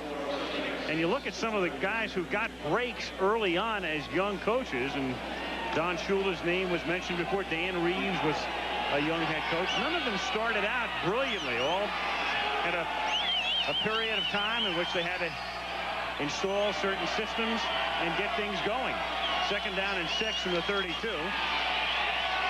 Schrader, incomplete, intended for Galt, blanketed by Castile. Good coverage by Jeremiah Castile. They did not know whether he'd be able to play because of a concussion he suffered against Kansas City last week. Good concentration. He is going to watch Galt all the way. Sees Galt look at the ball. Galt actually lured him into taking a look himself, trying to slow him up, but fine coverage. You couldn't ask for it to be better.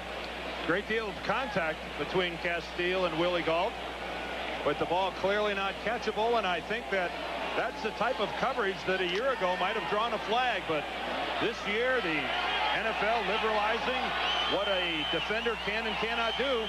Get used to it, because that's not going to get called this year. Shotgun on 3rd and 6. Allen stays in the block. Schrader going deep for Galt. He has his man beat, but the throw is too far. He got behind Castile. And Jay took a pounding that time. Dropped by a couple Denver defensive linemen. The blitz was on, but again, it's a case of overthrowing the receiver. Willie Galt, one of the fastest men in the NFL, beats Castile, beats him handily. Looked like Willie grabbed at his left leg there, didn't it? Did you see his left hand go down? But still, that ball a couple yards out in front, not catchable. Here's Jeff Gossett, yet another punt for Gossett. And a fair catch called for this time. Mike Harden is there to accept it at the 19-yard line. Broncos have it. We have 11:45 to go in the 3rd period in the Mile High City. 24-0 Denver.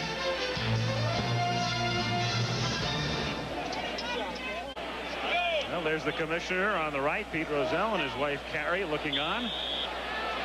Quite a pair. Terry, of course, very deeply involved with the Foundation for Children with Learning Disabilities.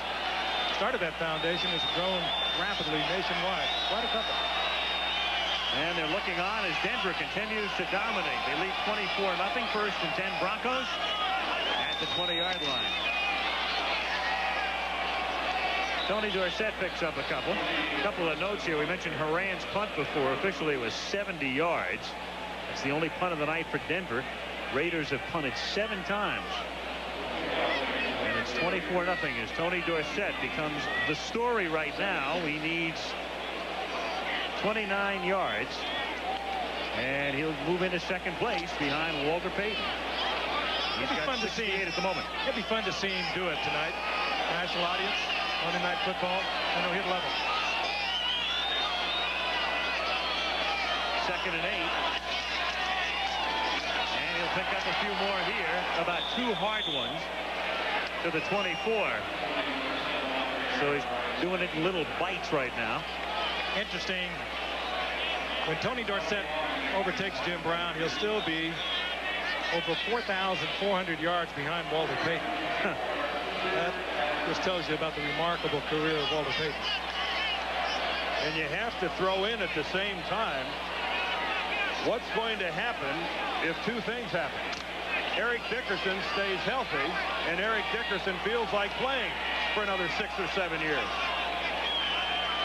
He'll blow by Walter Payton. What if Bo Jackson quits baseball? Do it next year. 3rd and 6. He makes the catch. Flag is thrown. Back at the 28. Play ends at the 35. I'd be surprised if we don't get a little call this time going against the Broncos. I think we're going to get a pushing off. After that signal, I'd be surprised too.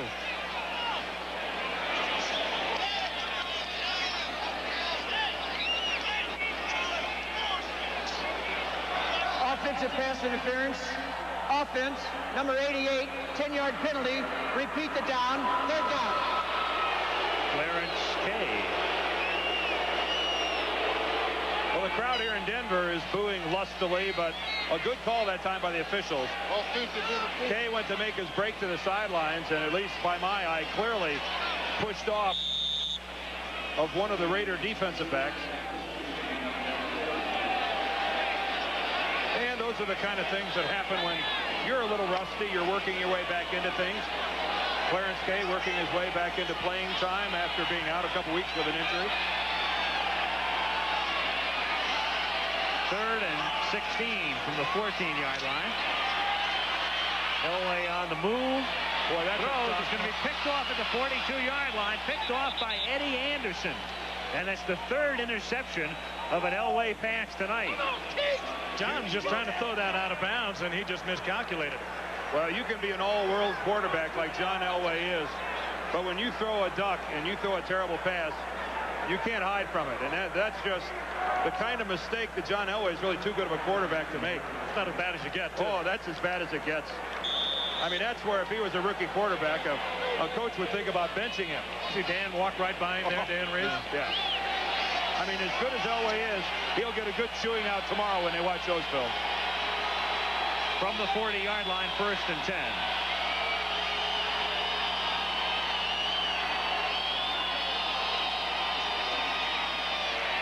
Schrader on a roll, wide open is Smith. Inside the 30, the 20, inside the 10, touchdown. And so the Raiders capitalized on the turnover. After the interception, the pass to Smith, and we talked about him and his size and his blocking ability, but they love his hands as well. And the Raiders, with an extra point, can make it 24-7. Somebody blew it defensively. Smith coming out of the backfield has got to be picked up by a linebacker. They had a little bit of a deal going. He's wide open, but we told you about his ability not only to run the football but to block, but as a receiver, and that's the reason that Danny Reeves would have liked to have had the opportunity to have drafted him. The Broncos gambled with a first down blitz and get caught. That time the Raiders had the right play on, and we're going to get a stoppage of play here. They may be looking at the sideline, whether he stepped out or not. Going to reset the 30-second clock. Nope, no overrule, just resetting the clock. Barr to kick. Chris Barr, so he has it tipped, but it goes through. Break for the Raiders. And we'll take a look at it as from a reverse ankle, Smith from Penn State scores the touchdown, and Barr set up the block for the extra point. Set the block beautifully. Tiptoes, staying in bounds, gets the 6. Good effort.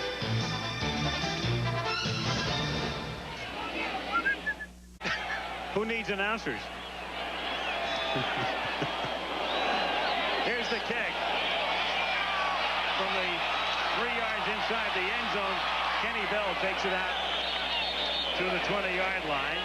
Steve Strahan makes the tackle. And you want to illustrate that, baby? What do you think here? This is the moon right here. Yeah.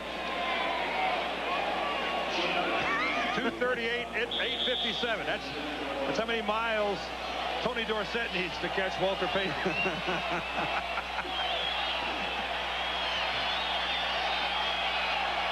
Broncos come out 1st and 10 at their own 20-yard line as the Raiders try to make a game out of it after the Elway gap. And Dorsett spins and can't get anything as Rod Martin makes sure he's down after the initial contact by Robinson.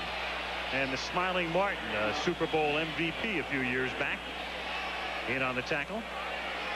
9:09 left in the 3rd quarter, and the Raider defense, maybe, if they could do anything at all stopping the Broncos offensively, maybe there's a bit of a spark in the Raider offense. Who knows? 2nd and 10. Denver from the 20-yard line. Sandy Winder turns around at the 25, and no, can't hold on. He's covered by Lyndon King. Incomplete. 3rd down and 10. Well, this could get interesting. There's Joe Collier, the defensive coordinator, walking away. And the Denver coaching staff, it's a revamped Denver coaching staff, because not only did Shanahan leave, but he took Alex Gibbs with him, and he took Nick Nicolau with him as well. And the timing was what really hurt Dan Reeves. All those coaches leaving in March. Most other assistant coaches around the NFL have already found a home. Forced Dan Reeves to go into the college ranks to fill out his staff. 3rd down and 10.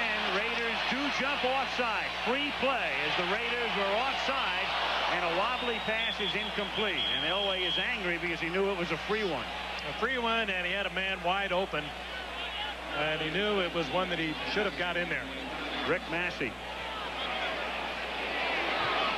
Another flag down. I think Lyndon King might have been the defender that went offside. Getting ready to come on the blitz. Offside. Defense, number 52. 5 yards. Repeat the down. 3rd down. It'll make it 3rd down and 5. Little dance step action coming up here. We talked about the hard count of John Elway. Those are Lyndon King's legs in the lower right-hand part of your screen, number 52, and clearly straddling the football at the snap. On 3rd and 5, King comes out. Elway out of the shotgun. And fires over the middle, intended for Sewell. Incomplete.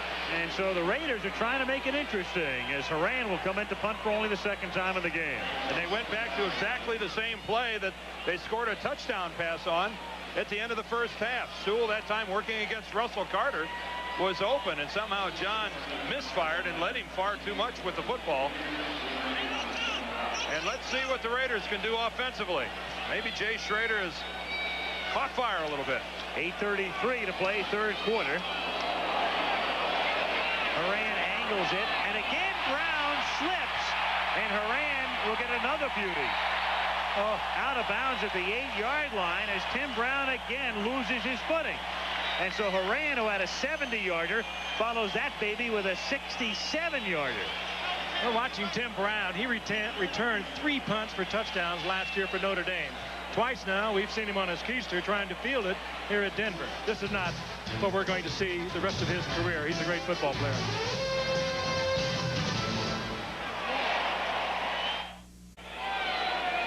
Well, at least they had the real star of that show doing the promo.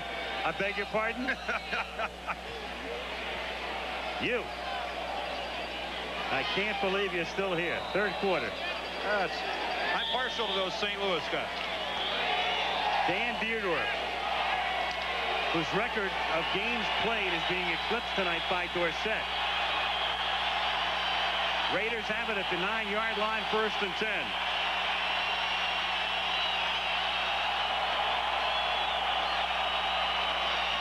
As they try to get back into the game, Marcus Allen escapes a tackle and turns a 1-yard loss into about a 7-yard gain. Our version of Tim McCarver on my right, with all of his appliances. We labored away together in St. Louis. Tim with the baseball Cardinals. What a great job he does. And we seem to have both found a home here at ABC. Not all bad, huh? Well, we're thinking about bringing you in as the 4th man in the booth. If I only could have caught Steve Carlton, just think how long I could have played. That's right. Well, that extended Tim's career a few years, didn't it? Sure did. But the playoffs begin next Tuesday. From the 18-yard line, 2nd down, and a long yard.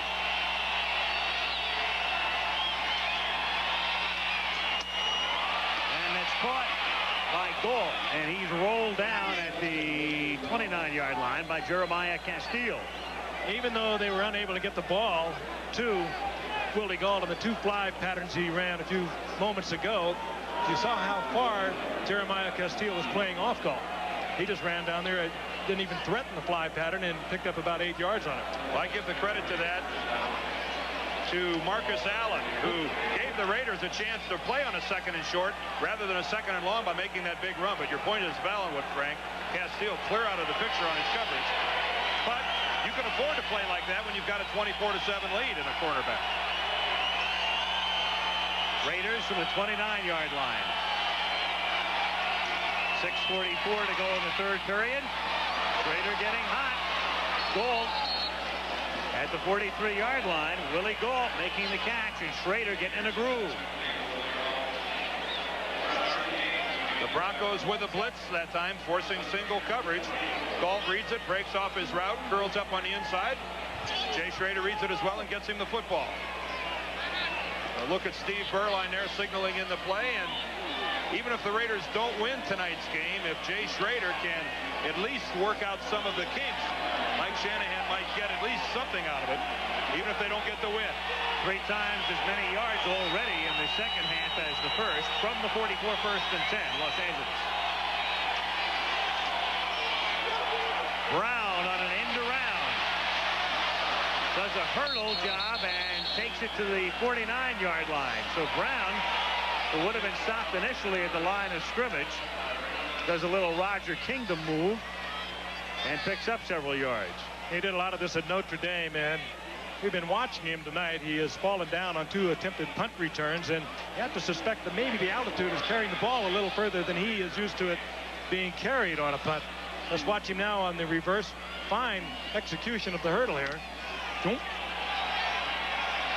effort. A lot of running for only 5 yards.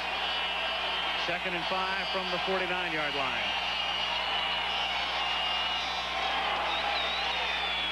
Schrader going deep for Lofton. He's blanketed, incomplete. Covered by Castile. Castile really doing a nice job tonight. He's a fellow who suffered a concussion last week. There's Braxton, but Castile suffered a concussion last week in Kansas City, and there was some question as to whether or not he would even play tonight, and he's done a nice job. Jay Schrader is going to have to become, I think, a little more selective on his long patterns. It's like he's making his mind up before the snap and throwing the ball, regardless of how well the man is covered. The coverage could not have been any better that time than Jeremiah Castile had on James Lofton, and yet, again, Jay Schrader threw right into that coverage. We saw him do it repeatedly in the first half, and I don't know, maybe he needs to spend a little more time and survey the field, and something confused him here. Schrader and the Raiders take a timeout. It's a pretty important play. Timeout. It's an important play in the sense they're mounting a drive. They've already chopped 7 points off what was a 24-point Denver lead. And if they can get into the end zone on a long drive here, we've got a ball game. And a 3rd and 5 coming up. You know, I was talking about Jay Schrader and his being selective. I just want you to watch this coverage. Now, you're Jay Schrader. As you look to the left side of the field, what would you see here that would make you want to throw the football? And I'm saying absolutely nothing. Castile has the inside position. Lofton can't conceivably make that catch and stay in bounds. And I think you're running a 50-50 chance of putting that ball up in the air that's going to be intercepted. And what we didn't see on that shot was Tyrone Braxton was inside of that. 2 men on the coverage. Now, somewhere, somebody has got to be a little looser than that. And it's just the unfamiliarity with the offense that I think keeps Schrader going to the covered man. It'll have to do nothing but improve. I saw him too many times in 1986 when he went to the Pro Bowl, over 4,000 yards. There's a lot of quarterback in this young man. 3rd down and 5. Out of the shotgun, we've got a penalty flag. It's to Allen. There's no play. The play is dead before the snap.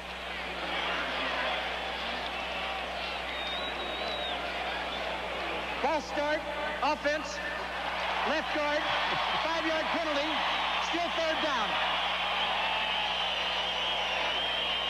And that would be Charlie Hanna. And he clearly pulls away early. Charlie Hanna's lined up at left guard, and you can see him pull out in a hurry. This is him right here. Watch him rock backwards before the ball is snapped. Why, though, Dan? Just lack of concentration. seeing the blitz. You see Jim Ryan up in the hole. He saw Ryan and moved before the snap of the ball. That's, you know, in a situation like this, he's a veteran player. Shouldn't make that mistake. 12 years he's been around. On 3rd and 10, here they come, but the Raiders pick them up, and the pass is too high, but there's a flag. Willie Gault was wrapped up by Mark Haynes for the interference call. The Raiders did a nice job as Denver rushed 6. And Schrader was able to get it away, and it'll be a first down after the penalty. And the Raiders got lucky that time because that ball was severely overthrown. But he clearly got hit that time by Haynes. I watched Haynes make his move and wrap his arms around Gault's waist way before the football gets there. That's interference all the way, but, you know, that's a pass that was really suspect as to whether it would have been completed anyway. Haynes had just been beaten a few plays ago by Gault. Playing it tight, playing it aggressive. Key penalty for the Raiders. You sense this crowd here becoming a little uneasy? Absolutely. Gault out, Fernandez in, Allen in motion on 1st and 10. Toss to Vance Mueller, and he's tripped up, stopped at the 43-yard line. Tackle is made by Bruce Klosterman, number 97. 5 minutes, 25 seconds to play, 3rd period. Broncos on top, 24-7. Raiders no factor through the first half. Big break off an Elway interception. A pass from Schrader to Smith put him into the end zone. And here they are mounting a nice drive. Currently at the 42 of Denver. 2nd down and 6.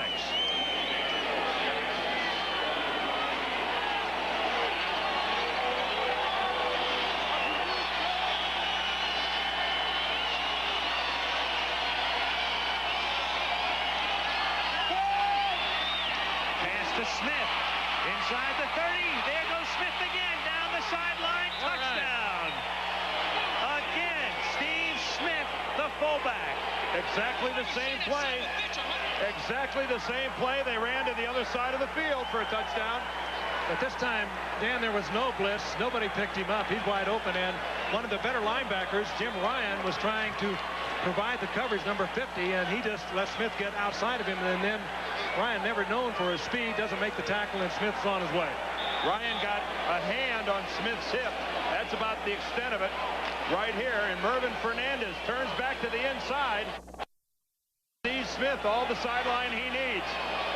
And this crowd has quieted more than considerably here in Denver. They can't believe it. Barr's extra point is good, and so the drive kept alive on the pass interference call on Haynes. And then Smith, who has caught touchdown passes of 40 and 42 yards, puts the Raiders right back into the game. 24-14 with 4:44 remaining in the 3rd period.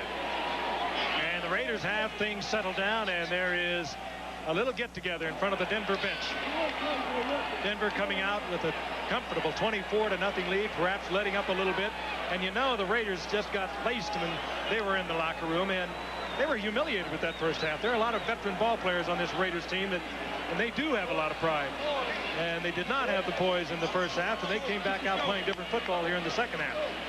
And sometimes when that momentum turns, it is hard to turn it back around. Nick Nicolau, who coached here at Denver, and there's Shanahan, and Alex Gibbs was the other coach. 3 of them came over from the Denver staff. And what was it Reeves was telling us today, the chronology of the hiring of Shanahan? He said Al Davis asked him during Super Bowl week if he could talk to Shanahan, and Dan says, would you mind waiting until after the game? Which was, I think, an appropriate response. I think so.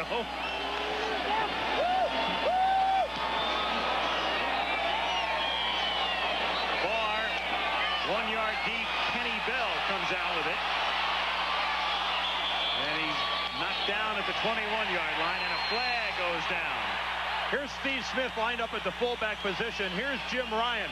Watch the crossing action. Smith is going to come out, but Ryan is not going to be able to come across and make the play.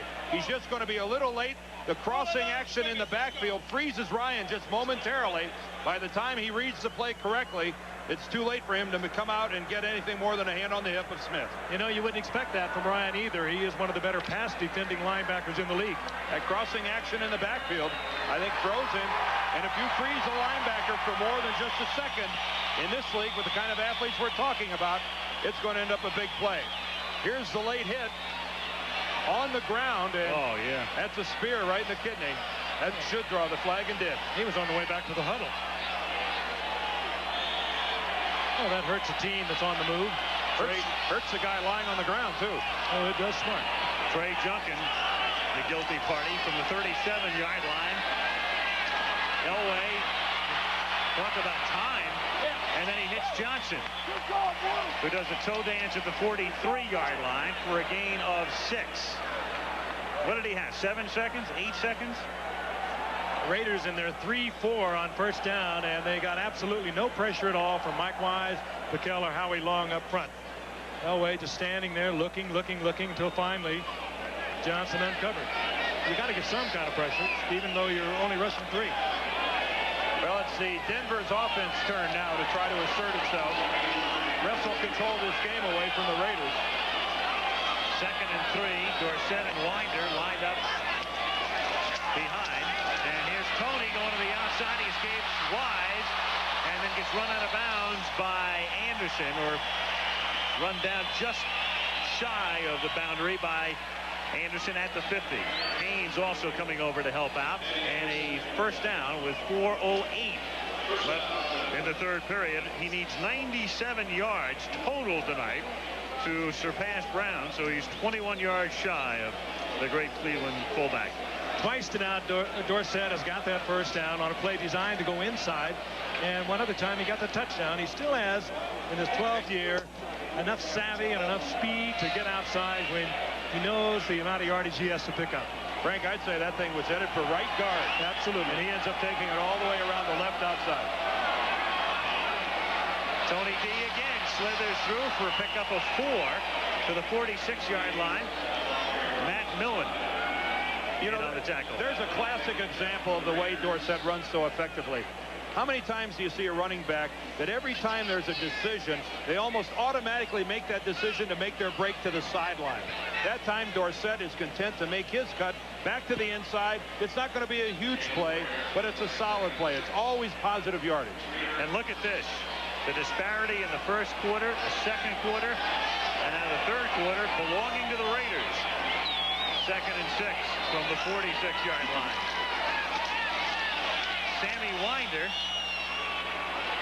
to the 46-yard line. It was 2nd and 6. Lyndon King and Stacy Turan come in on the stop. And it's 3rd down and 6 now from the 46-yard line. Al, I don't want to be an I told you so, but I told you there's no way they could be this bad in the second half as they were in the first half. Did he say that, Frank? Well, we're going to replay it a little later. He has it queued up on his illustrator. It's impossible that they could be as bad as they were in the first half. 3rd down and 6 from the 46, and here they come, and it's Howie Long leading the charge. I'll say he's leading it. Yeah. Ask Billy Bryan, the center. And they're going to call that against Elway, I believe. And Howie is complaining that he was drawn offside, and they pointed an accusing finger at Elway. Illegal start on the quarterback. You betcha. They're on the defense. 5-yard penalty. You can't do that. You can't make that kind of a motion. You can't do anything that is an obvious attempt to draw the lineman offside. John Elway's back in the shotgun formation. Watch this. See that movement? Yep. That's a good call by the officials. That's a good call because that's clearly what brought Howie Long offsides. John's going to complain bitterly that just isn't his intent, but nonetheless, that sharp movement like that as a quarterback, you're not allowed to make it. That shoulder hunch.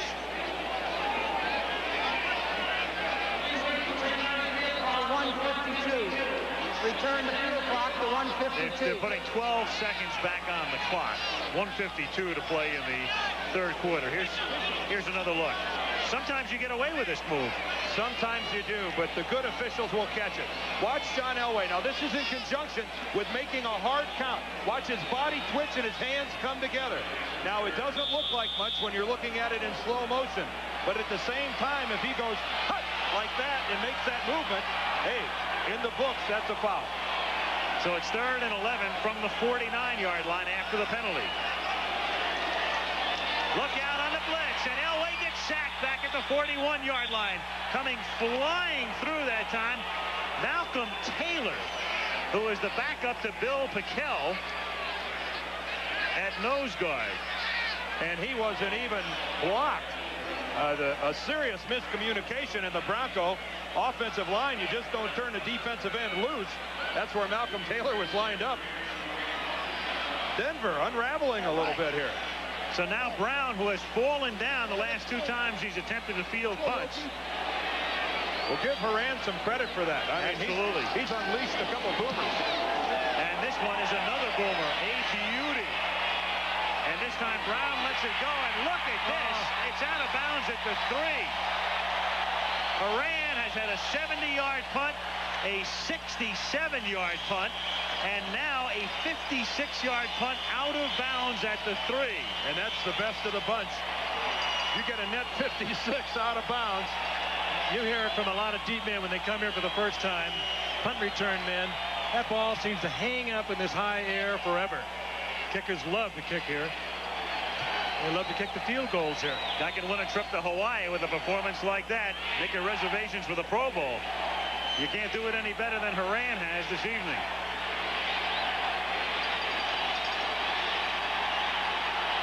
Raiders begin from the 3. 1:09 to play, 3rd quarter.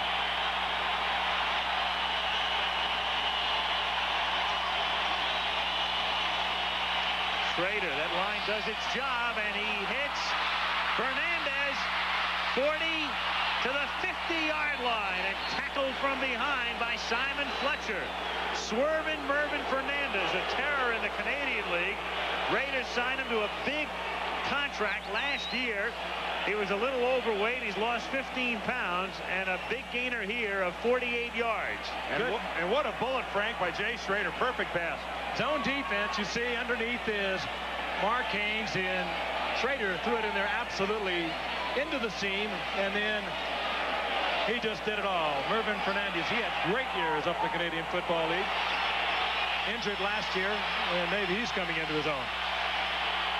At the 49-yard line, Marcus Allen in motion, and the pass is thrown out of bounds way over the head of Willie Gault. Smart move that time by Jay Schrader. As he had got ready to let that ball go, he saw Jim Ryan had settled underneath Willie Gault. No way to get that, and I'm telling you, mid-stride, he let that ball go high and throw it away. Big-time play by Jay Schrader. Burline sending in the signal, and Schrader checking it off his wrist. He looks at the wrist. He makes sure he has it down. The proper formation. He knows what he can change from that. It's all in the wrist.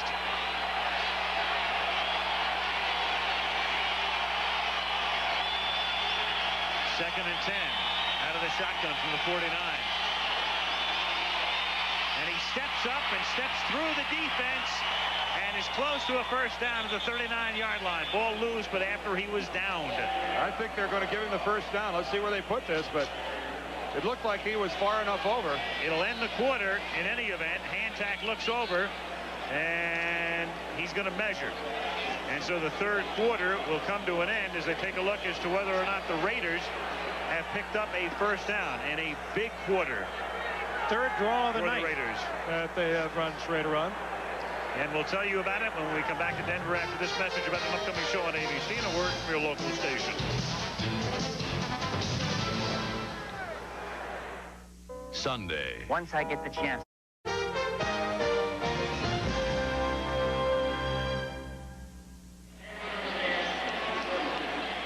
Fourth quarter, Al Michaels, Frank Gifford, Dan Dierdorf, and what was a rout and a laugher for Denver is all of a sudden a football game. After the 3rd quarter, it's 24-14. When we left you for the break between quarters, as Hantak and Reeves have a few words, they were measuring for a first down. It was a first down, and there are the numbers through the first 45 minutes. And as you look at those numbers over on the Raiders side, the vast bulk of that was accomplished in the 3rd quarter. Of their 239 for the entire game, almost all of it came in quarter number 3. 198 because they had 41 at the half. That's not too bad. No, not at all. First down. LA. 39-yard line. They trail by 10. They keep it on the ground. They give it to Marcus Allen, and he fights his way forward for a gain of about 6, and he's stopped by the nose tackle, Greg Cragen. You know, one might well ask, what are they doing differently? They're not doing anything differently. They have just come out with a little bit of a different attitude, a tougher attitude. They have calmed down. They've eased off the mistakes.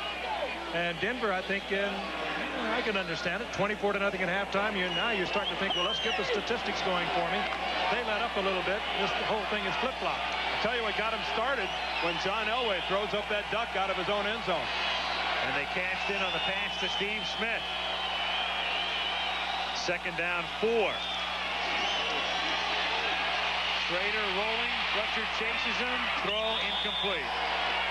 Walked the nearest to it, covered by Haynes. 3rd and 4. Simon Fletcher all over the place tonight. We documented in the first half how he was playing the run from a defensive end. He plays linebacker, lined up a defensive end, went back into coverage and made an interception. Now flushing Jay Schrader out of the pocket and forcing an incomplete pass. I think Simon Fletcher gets the versatility award tonight. Good move last year on the part of Danny Reeves. They moved him from a defensive end to linebacker. He can do both. He's doing the types of things Mecklenburg does. 3rd down, 4.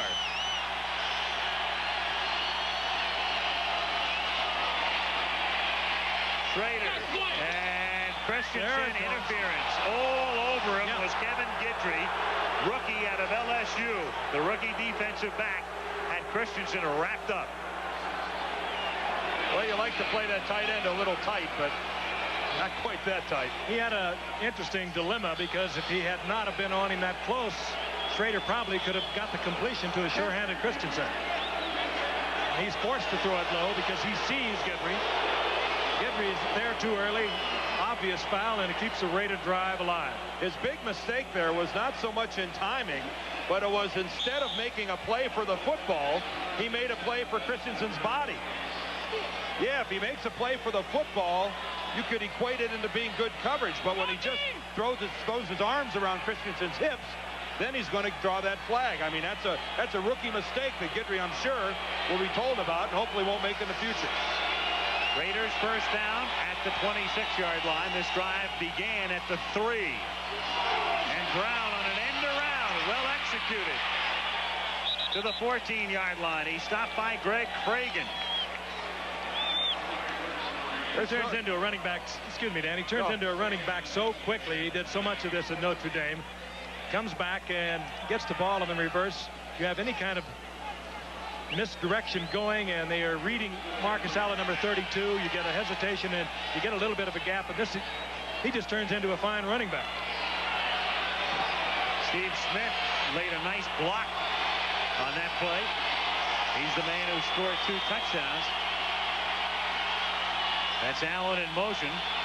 Smith is the fullback. Stays in the block. Then Schrader. And Schrader helps to move the pile down to the 10-yard line. I don't know how much of that was Jay, but give the Raider offensive line a little credit there. I can only assume that was a designed quarterback draw again. It wasn't pretty, but it was effective. Yeah, or else it's one of the quickest reads in the history of quarterbacking to go back and plant and take off that fast. In the history of read them. He can make a busted play look better than any quarterback I've ever seen. You know, you wonder with 4 draw plays, that would be 4 if it was a play, how long he's going to be around. 2nd and 6 from the 10. Schrader has rushed for 32 yards tonight.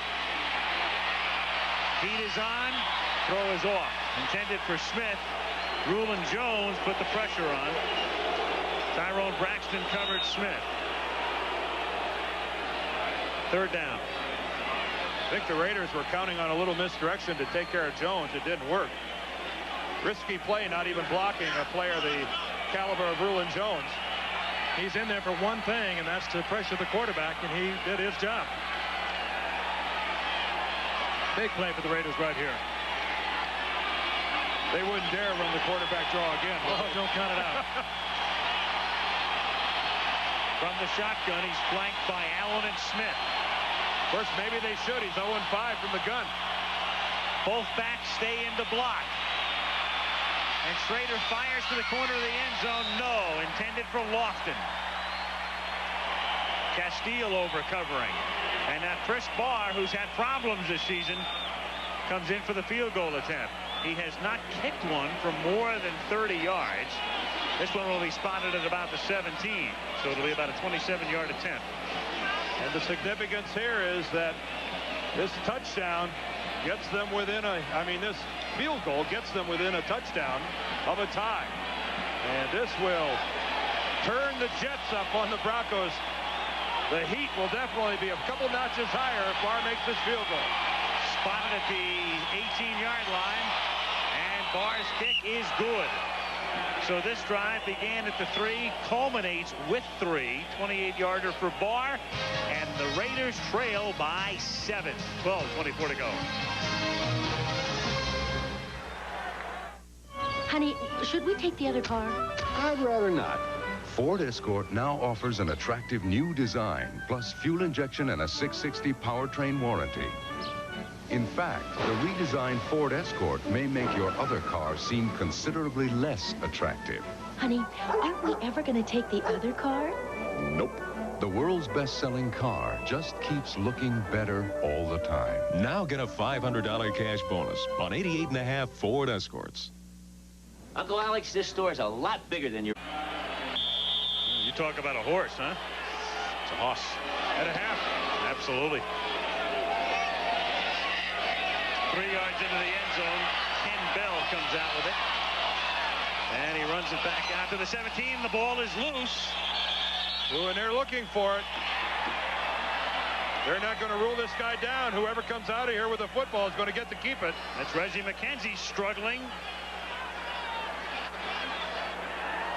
I mean, this is nothing but a free-for-all now. Arm strength, hand strength, and the Raiders have it. Can you believe this? The Raiders recover the fumble, and at the bottom of the pile, arms upraised, Steve Strahan.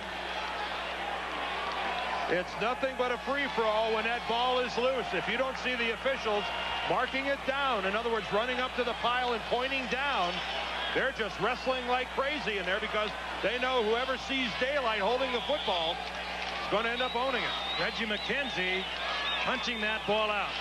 And you know what's happened now. Mike Shanahan has talked quickly to Jay Schrader. He knows Joe Collier.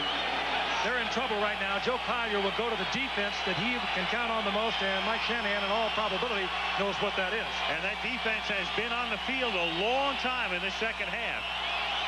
As the Raiders have dominated, Allen to the outside, cuts it back in, and takes it down to the 12-yard line, tackled by Rick Dennison. 12 minutes remaining. Denver winning 27 consecutive games in which they've led going into the fourth quarter in the regular season. You don't need us to tell you that that's in jeopardy here tonight. The way they have played offensively in the second half, which is doing nothing, and defensively allowing Jay Schrader to spark the Raiders offense with his passing game. 2nd and 6 from the 13. Fernandez comes in motion. Toss to Allen. An old USC play, and he takes it down to the 7-yard line for a first down. Rick Dennison makes the tackle. Reverts back to his college days on that play. That's another back, too, who will break it back against the grain no matter what the traffic is, where you are in the field. And when you get down close to the goal line, inside the 10, inside the 15, and you break it back across the middle, you know you're going to pay for every inch of yardage you get. Remember how we've talked in the past, guys, about after a big play, such as this fumble on the kickoff return, how quickly you see some offensive coordinators, guys calling the plays, immediately try to go to that big play down in the end zone. And you really have to admire Shanahan's play calling here. Willing to be conservative, keeping it on the ground. Marcus Allen left, Marcus Allen right, and look at the results they're getting. A first down. Good play calling by Mike Shanahan. And I think he's thinking right with Joe Collier, the defensive coordinator of the Broncos. They, of course, have been together for the past 4 years. And there's Joe Collier, the chess game being played out. First down, first and goal from the 7.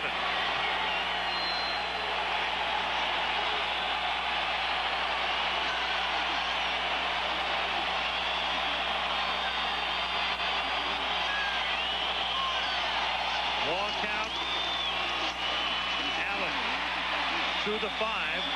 Pushed back by Jim Ryan.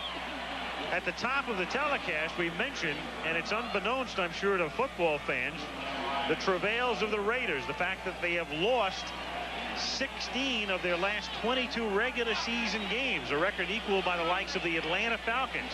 If they win this game, this would be a watershed game for them. If they were able to come from behind and knock off Denver under these circumstances, you talk about turning things around. Conversely, this would drive a stake right through the heart of the Denver Broncos. Absolutely. 2nd and goal at the 5.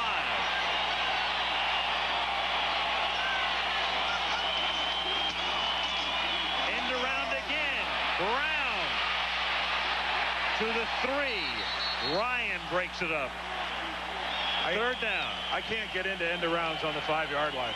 Takes too long, and the defense is lined up at the line of scrimmage. It had them fooled, but they were up so close in their defense. They reacted so quickly, they stopped it for little or no gain. Sorry, Mike, we got to take it all back what we said about your play calling. You only get one mistake with us. Speak for yourself. That's a tough call on the 5-yard line. Tough to make that work. Here once again, Mike Shanahan, the former offensive coordinator for the Broncos, has got to know what Joe Collier likes on 3rd down goal to go at the 4-yard line. And they take a timeout now. That's their second they've used this half, is it not? Yep. 1 remaining. 9:32 to go. 3rd and goal when we come back.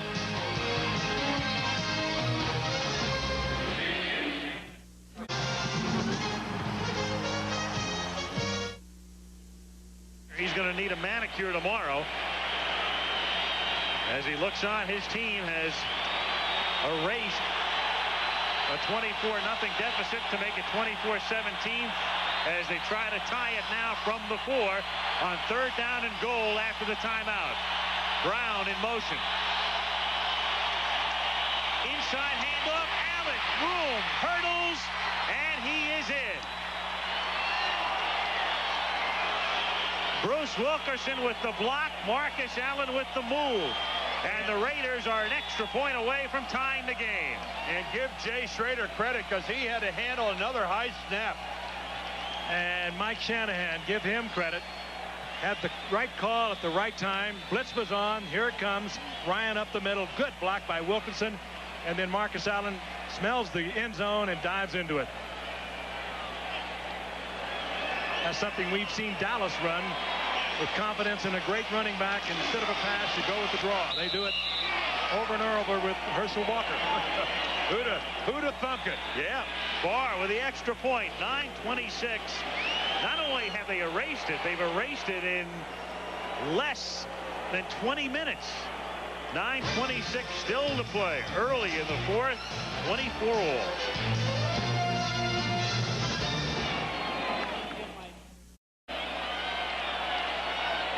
If you are just rejoining us, we ain't lying. It's 24 all.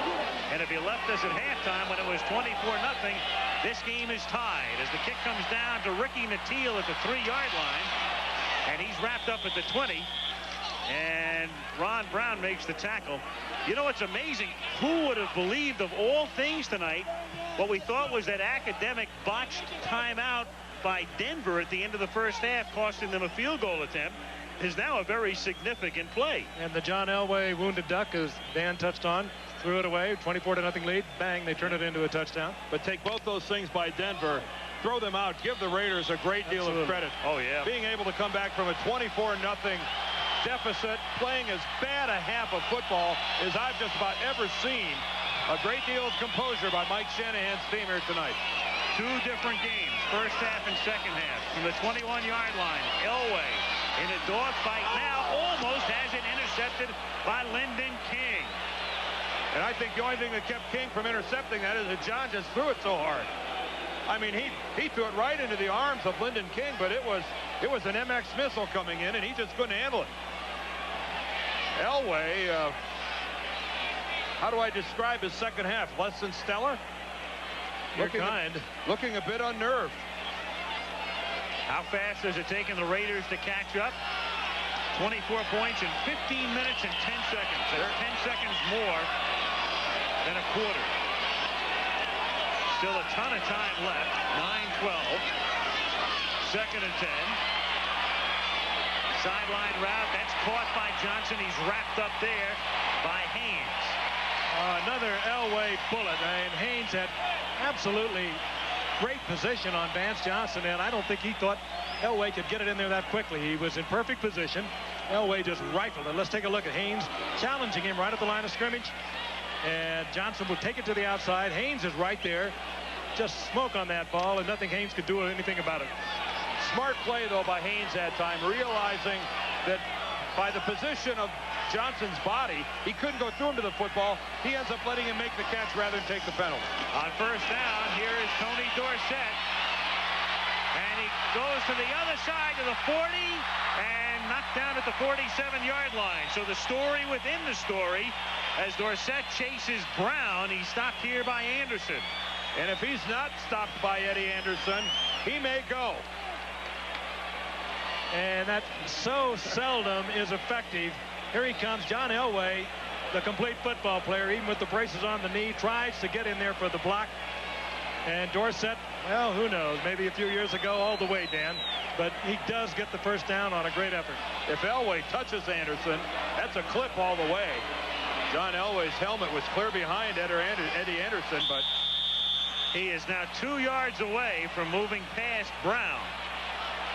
I think of more importance right now to everyone in the orange jerseys is the Denver offensive team putting some sort of a drive together, chewing up some clock and getting some points. And Denver takes a timeout here at the 48-yard line. So 7:44 to go in the 4th quarter. Sort of an unusual spot for a timeout after a 1st down at their own 48-yard line. I guess if you're Tony Dorsett, though, if you're going to move ahead of Jim Brown, why not do it in a meaningful situation? Sure.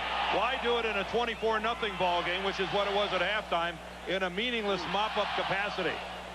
I'd like those yards, if I was Tony Dorsett, to be some yards I gained when my team really needed it. And, man, do they need it. I think Dan Reeves would take it any way he could get it at this point. Oh, Reeves would have been happy with the mop. He thought he had one going, I think, for a while. All of a sudden, the Elway interception that should never have happened. 7 points, and the Raiders a different ball club entirely here in the 2nd half. Well, I think it's almost a situation now that he who makes the first mistake is going to lose the ball game. 1st and 10 from the 48. Fake toss to Dorsett. Elway fires, caught, Mateo, 1st down, 30-yard line. Tackled by Haynes. It may not be Elway's greatest game, but he shows you the extra element he brings to an offense. His key receiver, number 82, the man he looked for first, was well covered once again by Mark Haynes. Nevertheless, he pulls up, has the time. He's looking now for Johnson, who's covered by Haynes. Has time. Now he's going to run. Now he's going to throw, and he has time to pick up Nateel. That's vintage John Elway. Wow, he can beat you in so many ways. 1st and 10 at the 30. Under 7 minutes to play. Slides to the 28. Matt Millen will get credit for the tackle. 6:45 to go. Remember also, Denver certainly has one of the hot kickers in Rich Carlos in the league. And he can reach it from way out. You see Elway give Millen a little pat on the shoulder when he hopped up. That has to be discouraging to be a defensive player, to chase a guy all around the field like John Elway. And then when you finally get a hit on him, he gets up in a good mood. You're sucking wind, and he gets up laughing, pats you on the shoulder, says, see you next time. Carlos warming up for what he hopes is an extra point. 2nd and 7 at the 27. Dorsett. Nope, now he's going to need more than 2 because he loses 2.5. Greg Townsend. So he moved within a couple of yards of Brown, and now he's back to 4 or 5. Big item now is hang on to the football, and of course they are expressing that every time they come out of the huddle, because the Raiders will be trying to strip it, and they're good at it. They need some more yardage, though. If you look at the placement of the ball, we're looking at almost a 47-yard field goal for Carlos. I'm sure the Broncos would like to have it somewhat shorter than that. 3rd and 9 from the shotgun. Little shovel pass. Sewell. First down. Still on his feet at the 15 and tackled at the 12 by Eddie Anderson on the old shovel pass. Stranahan with a great call with the draw to Marcus Allen for the touchdown. Now Danny Reeves with a super call here. You've got to anticipate the Raiders are thinking pass, 3rd down, long yardage. You let them come in, you shovel pass, you trap block it, and you give it to a man who is a good running back as well as a fine receiver. And Frank, is probably the highest percentage pass you could throw, because if he fumbles the ball right there, if he drops the ball, it's just an incomplete pass. It's not a fumble. So look how safe it is, and at the same time how effective. 1st and 10 from the 12. Here's Dorsett, and he gets to about the 9-yard line. Tripped up by Lyndon King. That should put him very close. Yeah, he was close. He was within 2, and then he dropped the 4 back, and we'll get it from the official stats here in a moment as to what they're going to credit him with. He's back to 96, so he's 2 shy again. Interesting dilemma for the Broncos. If he gets that 2nd place record, will they stop the game and congratulate him? They got a drive going. They got momentum. Wonder what they'll do. I think they're planning on it. 2nd down. 8 from the 10. Mobley goes in motion. Fake to Dorsett. Elway throws it out of the end zone. Good play. Smart play. You don't want to get caught with the football and lose that much yardage. You also don't want to take a chance and throw one up where there's any chance whatsoever of an interception. The Raiders secondary all over the Bronco receivers, and Elway just dumps the ball in the stands. Interesting call, and the Teal was one of the intended receivers. That's Mike Haynes grabbing a little wardrobe as Natil tries to break it loose. Whoa, that's defensive holding all the way. Oh, Mike Haynes got away with a big one there. On 3rd and 8. Sewell makes the catch. Tackled at the 8-yard line by Dennis Price. Another high percentage pass. It's not going to hurt you if you are incomplete with it. You get rid of it quick to avoid the sack, and it's one that you can break in and possibly take it into the end zone. Now Carlos with a chip shot. He hasn't missed a kick this season. 3:20 to play. Keep in mind now those timeouts. The Raiders have already used 2. They're down to 1. Broncos have 2 remaining. Carlos tonight, 1 attempt at a field goal that was good from 39. This one is a 26-yarder. Kubiak holds, and the kick is good. Carlos boots it through with 3:01 remaining in the 4th quarter, and the Broncos retake the lead. It has been an ineffective half of football for the Denver offensive team, but they came together. They put it together when they had to. A 3-point drive, giving them the lead, and the guy making it happen was this guy, John Elway, moving out of the pocket either to the right, to the left, throwing it away when he had to, running it for just a couple of yards. A sound offensive drive that time by the Broncos. Did you see him walk out on the field congratulating not his wide receivers, not his running backs? He went out there and he congratulated that offensive line. He worked his way right down the line. Billy Bryan, Keith Bishop. He's the leader of this ball club in many ways. Every way. One by example. 3:01 left in the game. Again, the Raiders just have 1 timeout in the 80s. Isn't that amazing?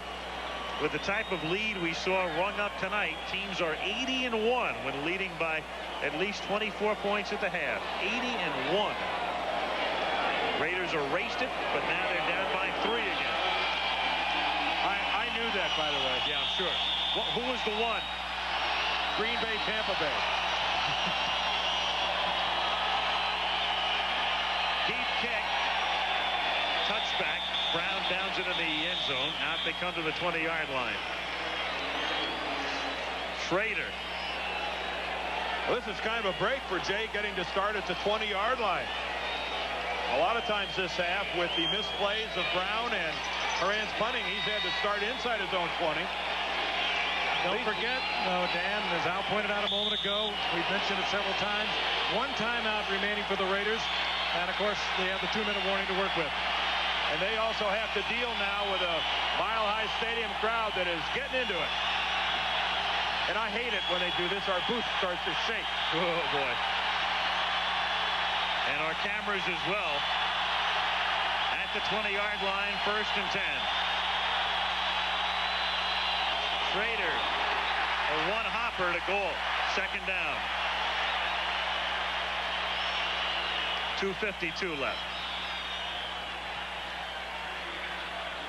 Well, that's one thing they did need was a misfire on 1st down, leaving them with 2nd and long.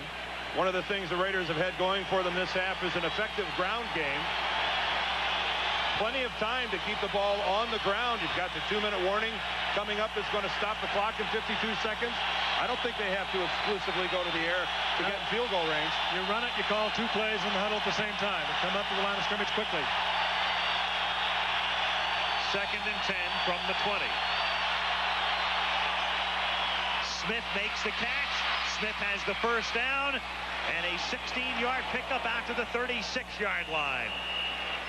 The big man tonight, 2 touchdown catches, picks up the 1st here out to the 36. 2:35 to go. And funny, the guy who really extolled the virtues of Steve Smith was this morning when we talked to Dan Reeves, the coach of the other ball club. And he said the one thing I worry about is Steve Smith and his ability to come out of the backfield as a receiver. I don't know that Dan Reeves knew how prophetic he'd be. Clock running, 2:14 remaining. 1st and 10 from the 36. Toss to Vance Mueller. And he takes it to the 39, and that takes us to the 2-minute warning. So the Raiders, with 2 minutes to go, will have a 2nd and 7 from the 39. 1 timeout remaining, and the Broncos lead by a field goal.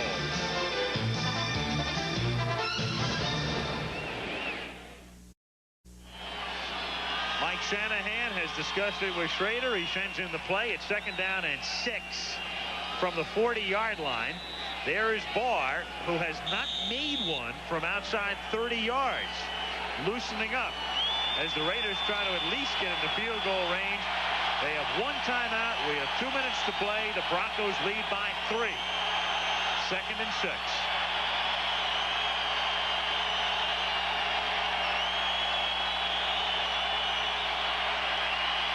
Three-man rush. Screen to Marcus Allen. 1st down. Gets to the Bronco 48-yard line. Good call. You've got the time. You're inside 2 minutes, but you still have the confidence to work the middle of the field. Not so sure, Dan. However, with that 1 timeout remaining, they should not have had another play ready to go. It's not that difficult. You know that. That has to be Schrader's. Absolutely. Recent arrival on the scene.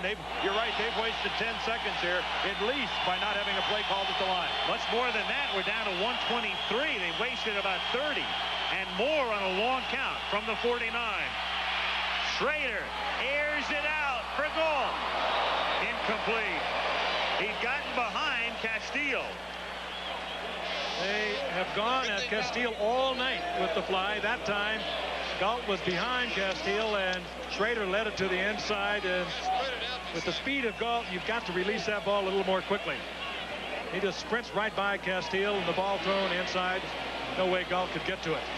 And that's the type of timing between quarterback and receiver that takes a lot longer than just 3 weeks to develop. From the 49, 2nd down, 10. 1:14 to play. Over the middle, Smith. This time he's covered. He's tackled by Ryan. Help from Braxton. Ball at the 43. 3rd and 3 upcoming with a minute now to go. And they're going back to huddle again. I don't believe this.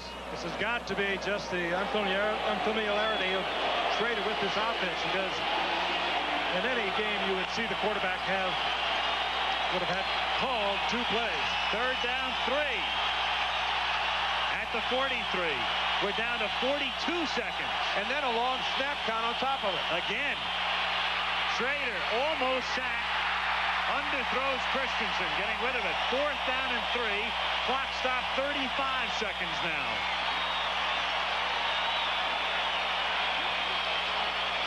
So here's your ball game on this play. Tough situation when your quarterback is not familiar enough with the offense that he can't make multiple calls in the huddle, because they have used up 35, 40 seconds by not being able to come back up to the line of scrimmage with the play ready to go. Twice on 2 occasions. 4th down. A long 3. They have to get to about the 39 and a half. 35 seconds. Shotgun. And they just do get the play off. And Allen makes the catch, and he's down to the 38. He does have the first down, but the clock keeps on rolling. Now they'll have to run another play. Right now. Oh, and they wasted all that time and then took a timeout. Ooh, 24 seconds. Yeah, I don't understand it. They were in position to go ahead and throw the ball into the ground in maybe another 2 seconds. Instead, they wasted 7 or 8 and then took a timeout anyway. Dan, they needed that play to give them anything they could run to the inside to stop the clock and set up the field goal. I mean, they needed the timeout. They needed the timeout. They needed that timeout, and they have blown away a great opportunity to use the field with their next offensive play. Ball is at the 38, so you're looking at a 55-yard field goal, and that's way out of Barr's range. It's his career long, but that came in 1979.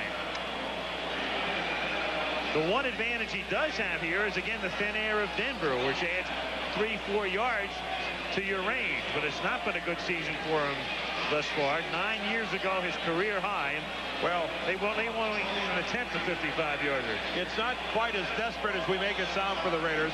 They do have 24 seconds. Plenty of time. It's first down, so they have no problem with the downs. Plenty of time to either run the ball, complete a pass across the middle, get your offensive team up to the huddle, and then just let the quarterback either A, throw a fly pattern down towards the end zone, or B, just step back 1 foot and throw the ball right into the ground and stop the clock. Well, they're going to be in a position, though, if they don't get out of bounds, if they move it into field goal range, they're getting that unit on in a big, big hurry. No, Al, they'll just take the snap and stop the clock. I mean, that's quicker than bringing in your field goal team. You think they will, but we'll see. The way this 2-minute drill has gone, you don't know. Oh, that'd be dangerous to run in their field goal team when you could just run your offensive team up to the ball, take a snap, and throw it into the ground. You got the downs in your favor with it being first down. 2 key guys to watch. Marcus Allen, you can give him something safe, high percentage, and he can turn it into a big one. The other one is a man that's been very quiet tonight, Todd Christensen. Meanwhile, they put 3 seconds back on the clock. Did the referee? We have 27 seconds. First down, 38-yard line. Quarterback draw. He's bumped down at the 34. They can't stop the clock except with Schrader to line it up, throw it into the ground now. You're still looking at a 51-yard field goal from the 39-yard line. Now he throws. Gould has to get out of bounds, and he does at the 27. Oh, but key yardage. About a 45-yard field goal. That's a big play. Oh, big play to Gault. Big play to Willie Gault instead of just throwing it out of bounds. That may be the difference. Because I think we're going to be looking now at around a 44-yard field goal, depending on where they spot the ball. But I think we're going to look at about a 44-yarder versus would have been at least a 50 or more before that completion to Willie Gault. They're going to spot it up at the 35. Well, just short of the 35, so split the difference. This will be a 45-yarder, I guess, in the books. Jeff Gossett holding, and Denver takes the timeout to make him think about it. To make him think about it. And what a long thing this will be. Chris Barr not having a good year, not known as a long field goal kicker, and the ball game is his at the moment. It's a tie. In fact, they've been looking at kickers. They looked at John Lee during the preseason. They run a few guys into camp as well to look at them. So he has been a man on the spot. And now he's really on the spot here. 44, 45-yard attempt coming. Clock shows 8 seconds. And what looked like a route turns out to be a beauty.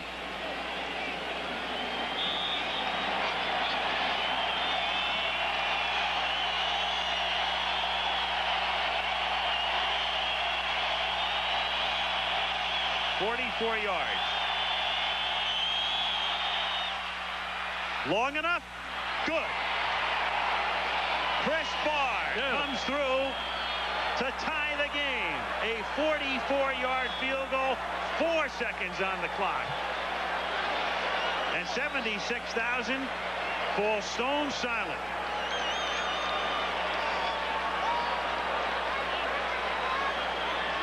A perfect snap, a perfect hold, and Barr with a good follow-through. Never a doubt about this one. He just splits the uprights. That could have been 55. Plenty of distance, and that's where the thin air comes into play. And you think this guy likes his team's comeback? OT, folks, unless something drastic happens in the remaining 4 seconds. Chris Barr. He's got to love it. It's been such a tough year for him. And it was absolutely splitting the uprights. At 35, and we watched his brother Matt with Cleveland last week. And again, a guy on the bubble in a way, fighting for a job. Here's Schrader's reaction. He engineered this comeback. He'll live to fight another day in a couple of minutes in overtime. And again, in overtime, there's a coin toss to determine who receives. So we'll go through that ceremony in a moment.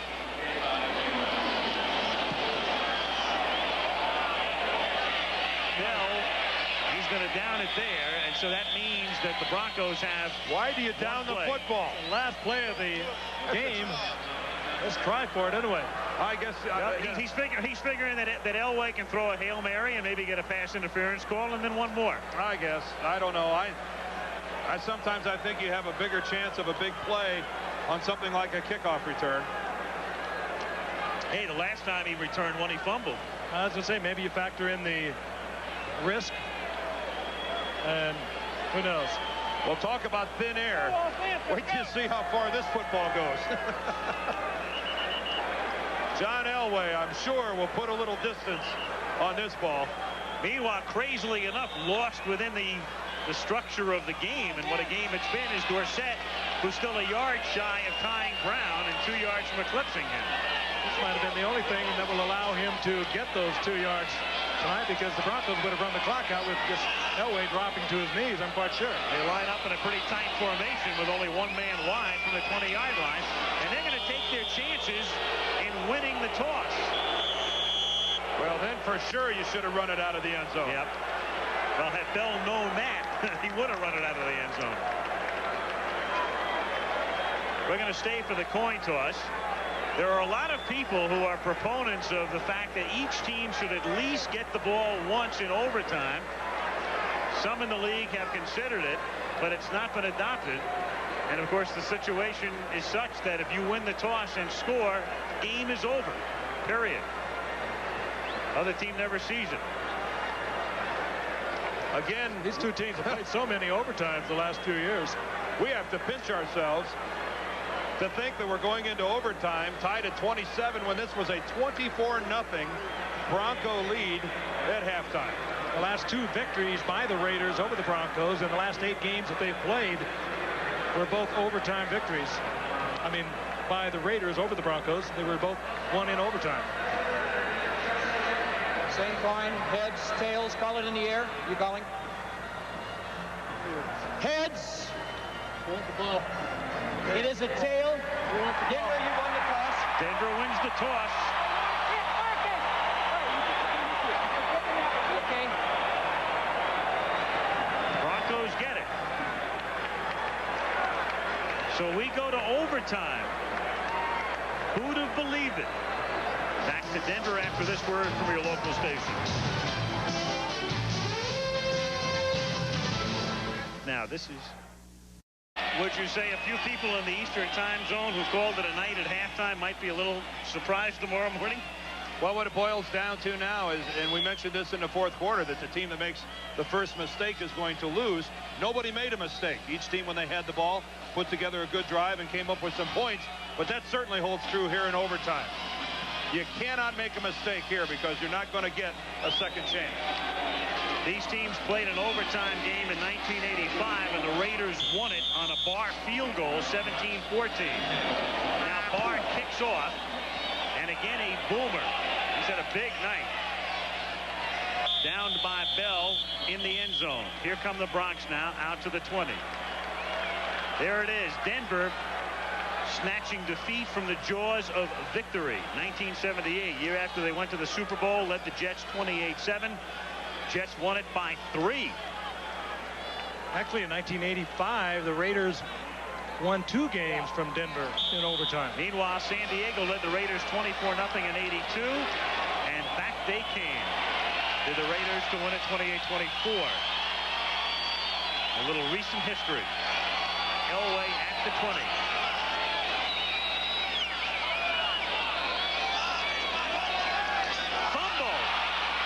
Falls on it at the 19-yard line. Can you believe what's going on? John started to back out. Now you talk about a veteran battery. Bill Bryan at center and John Elway the quarterback, and how they almost misfired in overtime. Oh, I'd like to put the old blood pressure cuff on Dan Reeves right now. He had a physical today too.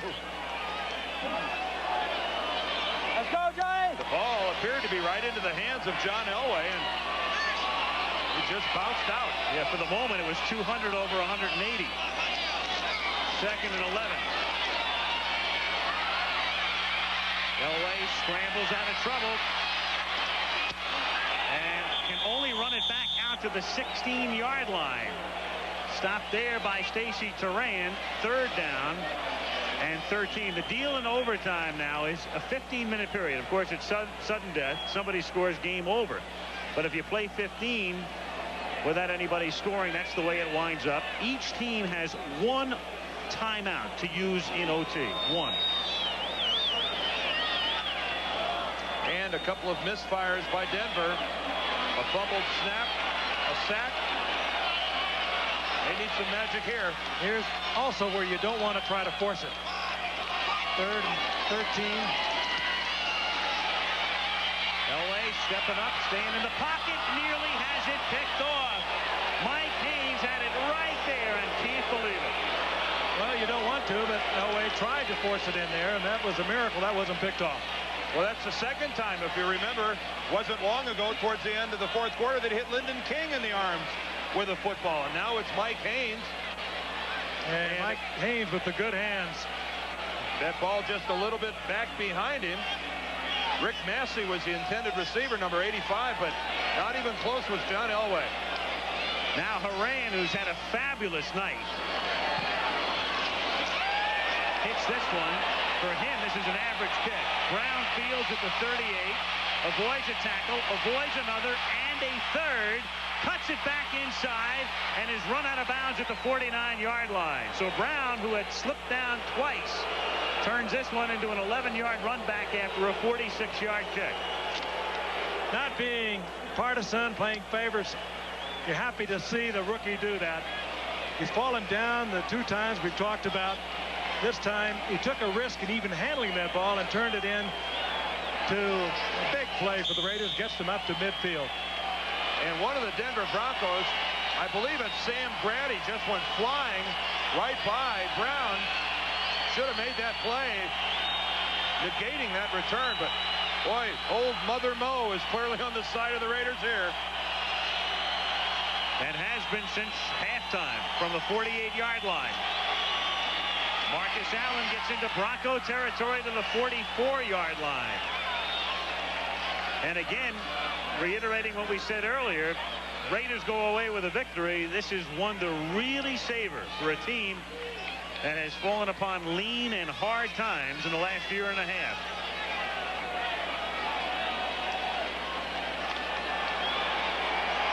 Second down, 3. Tied in overtime. 2 minutes, 5 seconds into overtime. Marcus Allen again. Last time we saw Allen, it was a Thursday night game in '86 in overtime at San Diego. A brilliant run to win the game at Jack Murphy Stadium, Frank. Well, we recall a night that Howie Long couldn't play. He represented so much of their defense.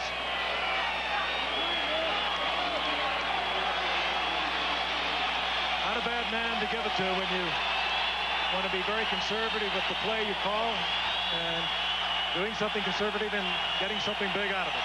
Third down, 3. From the 45-yard line.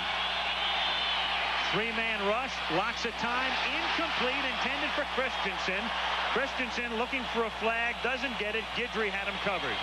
The rookie, who was called earlier for a penalty. Had a call, pass interference in the fourth quarter, and this time he made an absolutely perfect play, forcing Schrader to throw the ball low. It almost looked like defensive holding coming off the line of scrimmage.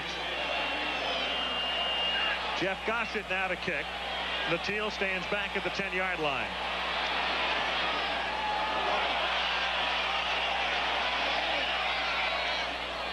At the 19-yard line, touched there by the Raider Stephon Adams.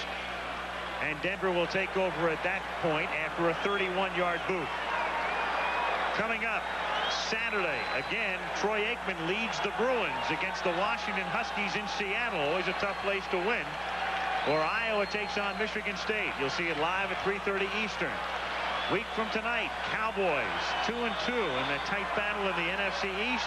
Saints 3-1. Game back of the Rams in the NFC West, and back to a 9 o'clock Eastern time next week. Monday Night Football back to 9 o'clock Eastern, 6 on the coast next week.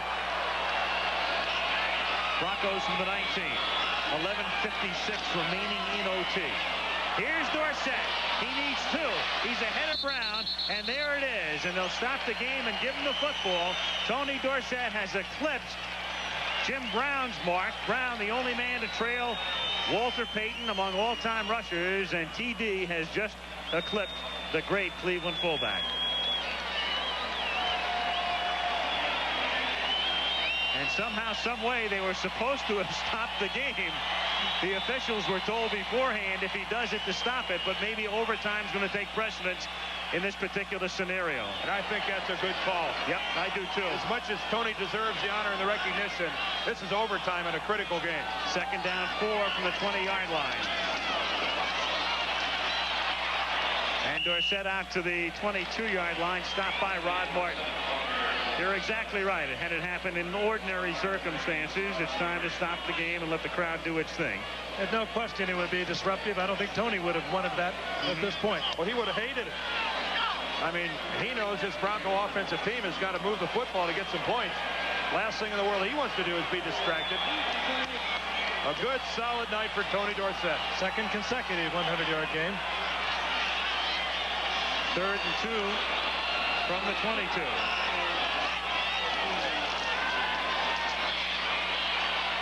Elway fires it, and a nice catch by Johnson out of the 27-yard line. Vance Johnson. Well, he's made some big catches tonight. It's hard to tell you what a great catch that was. It only gained a few yards, but Elway almost put that ball through him. He tried to squeeze it in. He did that, but to hang on to it, that was a super effort by Vance Johnson with awfully soft hands to handle that. These Bronco wide receivers should wear body armor to field the ball sometimes that John Elway sends flying their way. No quarterback in the game throws with that velocity. Nobody. First down, 27-yard line. Dorsett again. A hard yard or 2. Stacy Turan comes up to make the tackle. See, that's another look at what I talked about earlier with Dorsett. That temptation to jump to the outside. He jumps outside there, loses a couple of yards. If things don't work out, hey, be satisfied, pick up your 2 yards, cut it back to the inside, and go down with the ball. And it's a lot better to be going 2nd and 8 than it is 2nd and 12.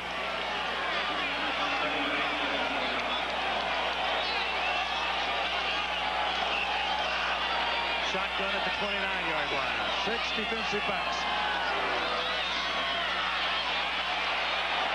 Off the fingertips of Mobley and incomplete, or Clarence K rather. 3rd down and 8. And John's struggling. The ball is floating on Elway tonight. It's like every 3rd pass is just getting away from him, and that's That's a good example right there. Mobley makes his break, and that pass just a little high and outside. Clarence Kay, let's look at it from behind. And Clarence Kay coming back from a game that he missed with a very sore neck, very catchable ball. And that'll make his neck sore once again. Jerry Robinson with a hit. 3rd and 8 from the 29-yard line. Elway tracked from behind and throws incomplete at the 45, swatted away by the hand of Dennis Price. Greg Townsend chased John from behind and actually hit Elway on the back of the legs as he was throwing the ball. So the pressure by the Raiders, even though it was late, at least got there ultimately. And Schrader and the Raiders now get their second chance at it. We're 5:23 into overtime. Again, if neither team scores in 15 minutes, it's not like postseason. It's over. And in fact, last year, Denver played the only tie game in the league, overtime against Green Bay. Horan's kick, good one. Brown at the 24. Flag. Big run back, but a marker down. There's a flag down, folks. This one's coming back. Yep, Brown's going to go all the way, but only for the moment. Oh, but it's pretty to watch. We're going to be watching that for a lot of years. And I wonder what he feels like. Flag thrown at the 36-yard line. And back it comes.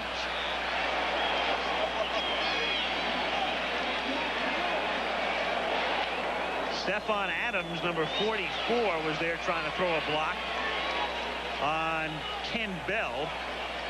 Let's see if that's the call. Illegal block in the back, perhaps. Ron Fellows was real close there, too, with a block in the back. On Guidry. We'll see. Ron Fellows was the first one that I saw. Ron Fellows, number 21, was flirting with disaster. In any event, it's coming back.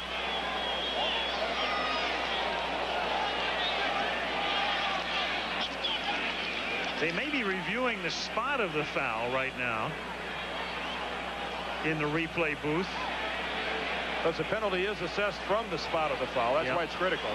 Low block on return, number 44, penalized from the spot of the foul. Yep, Stephon Adams is the guy on Bell, lower part of the screen as we look at it.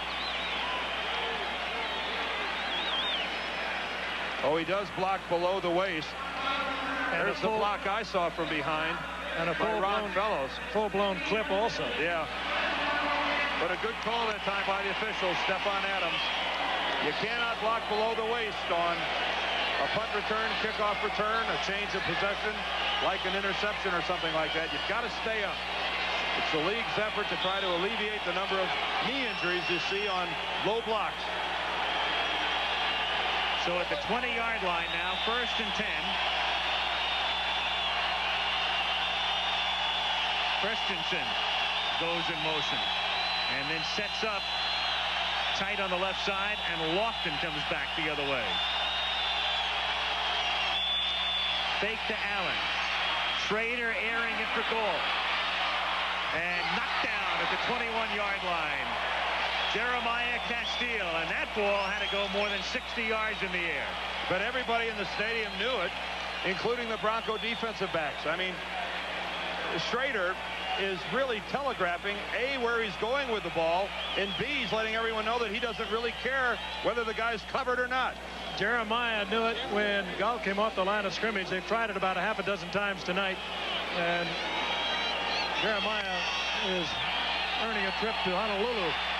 Beautifully played by Castile. Beautifully played. That's as good as a corner can do it. Well, pretty much Schrader's history. He's been a big play bomber through his career from the 20-yard line. Allen for about 7. Schrader coming into the game tonight, he'd averaged 14.4 yards a completion, and that's extremely high. Among active players who played for some time, only Steve Grogan would have a higher career average. You guys remember where Jeremiah Castile fits into Bronco history, don't you? The stripping of the ball last year. Exactly right. Against Cleveland. He's the one that stripped the ball from Ernest Biner. Absolutely. Saved the game for the Broncos, and doing a pretty good job of saving it here tonight as well. A cast-off, a guy that was waived by Tampa Bay. Dennison comes off. He was shaken up. Castillo sets up to go one-on-one with Galt. 3rd and 3 from the 27. Schrader over the middle, batted away, knocked down by big number 90, Freddie Gilbert. And we haven't called his name tonight, and when we finally do, it's at a critical juncture. We've got some defensive linemen for the Broncos playing pass coverage tonight. Freddie Gilbert doesn't get off the line of scrimmage in his attempt to rush the passer. Does the smart thing, falls back and gets his arms up, knocks down a pass. 8:21 left in overtime. Gossage kick, Natil. Ricky at the 25-yard line. Back to the 31 he comes. Stopped by Reggie McKenzie. So the Broncos get it for the 3rd time after a 48-yard kick, 6-yard run back. Each team's had it twice. Again, if you joined us late, the Broncos were on their way to destroying the Raiders. 24-0 Denver at halftime. Raiders with a tremendous comeback, a furious comeback. And we're tied at 27 in overtime. Denver's ball.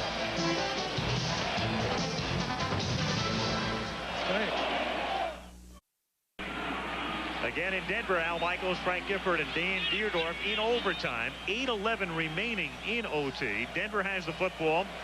They'll spot it at the 32-yard line. It'll be 1st and 10. Again, the Broncos are huddled along the sideline to give the Raiders less time defensively to set up for what Denver will come up with on 1st down formation-wise. This might be more effective against another team that is not coached by Mike Shanahan. He has a pretty good idea, having been the offensive coordinator for so long with him, exactly what they're going to come out with. Danny Reeves has not had a whole lot of opportunity to change things, and he's going to come out with what goes for him the best. We asked him today if the fact that Shanahan was the offensive coordinator, knew the personnel so well, would it change things for him. He said no, it won't. And you really have to go with what works for you the best, and I'm quite sure that Danny will go with that, and I'm quite sure that Mike Shanahan has a pretty good idea what they're going to come out with. On 1st and 10, they send Johnson to the right, Natil to the left. And they toss it to Tony Dorsett, who puts his head down and is taken down at the 40-yard line by Jerry Robinson and Matt Millen. That's a gain of 7 at the 39-yard line, 2nd and 3, and Robinson is slow in getting up. And I think Denver would be smart to do just that. Stay with the running game. Keep hammering at him. Run the ball on 1st down. Get some positive yardage. Set up Elway's passing game. And Jerry Robinson feeling the effects of that collision with Dorsett that you could hear clearly all the way up here in the press box. And the other thing Denver has going for it, of course, is a supreme field goal kicker in Carlos, who hasn't missed one this season. 7:47 left in overtime. And the third reason, if you want to pursue it a step farther, is that the Denver passing game here in the second half has been extremely erratic. John Elway has not been the perfect John Elway, far from it tonight. It's been that kind of season for John. He's off to a slow start, but Denver also knows what slow starts are all about. They had a slow start in the season of '86, got to the Super Bowl. They started slowly a year ago, and they're certainly not hitting on all gears thus far this season. Reggie McKenzie comes in to spell Robinson at right inside linebacker, and now he sets up at left inside backer on 2nd down and 3 from the 39-yard line.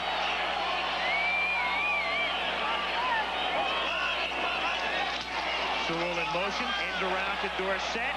Tony has a 1st down. 46-yard line, loose ball at the 49-yard line, but the play was dead. Play was dead. They're ruling him down. Or so they ruled, at least initially. But they say the ground cannot cause a fumble. Well, it can't. That's a fact. The question is, was he down? Did he have the ball when he went down? From behind. Dorsett cutting up inside. Yes, he had the football when he hit the ground. Good call by the officials. 1st down at the 47-yard line. Winder is back in with Dorsett. Tony back of Winder. Slithers to the outside, and it's Robinson back in the game who makes the tackle at the 50-yard line.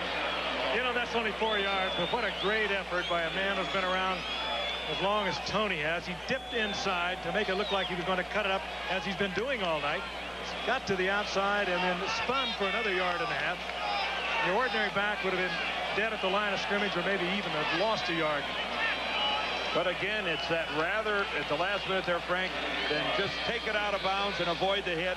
Always willing to turn it back to the inside, pick up an extra yard or two, and take the blow by the defender. I've always admired that in Tony Dorsett. 2nd down 6 from the 49. Nashville in motion. Dorsett again.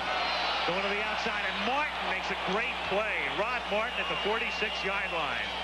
That's a 4-yard loss. And it's going to make it 3rd down and 11. And it is Stacy Turan who is hurt. The safety holding his ankle.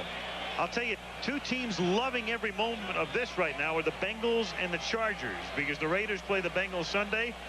Denver plays the Chargers, not only coming off a Monday night game, but coming off a Monday night overtime game. When could the Raiders ill afford to lose another defensive back? And Stacy Turan in obvious trouble. Already out on the injured reserve. Lionel Washington. Van McElroy is on injured reserve. And Terrence McDaniel.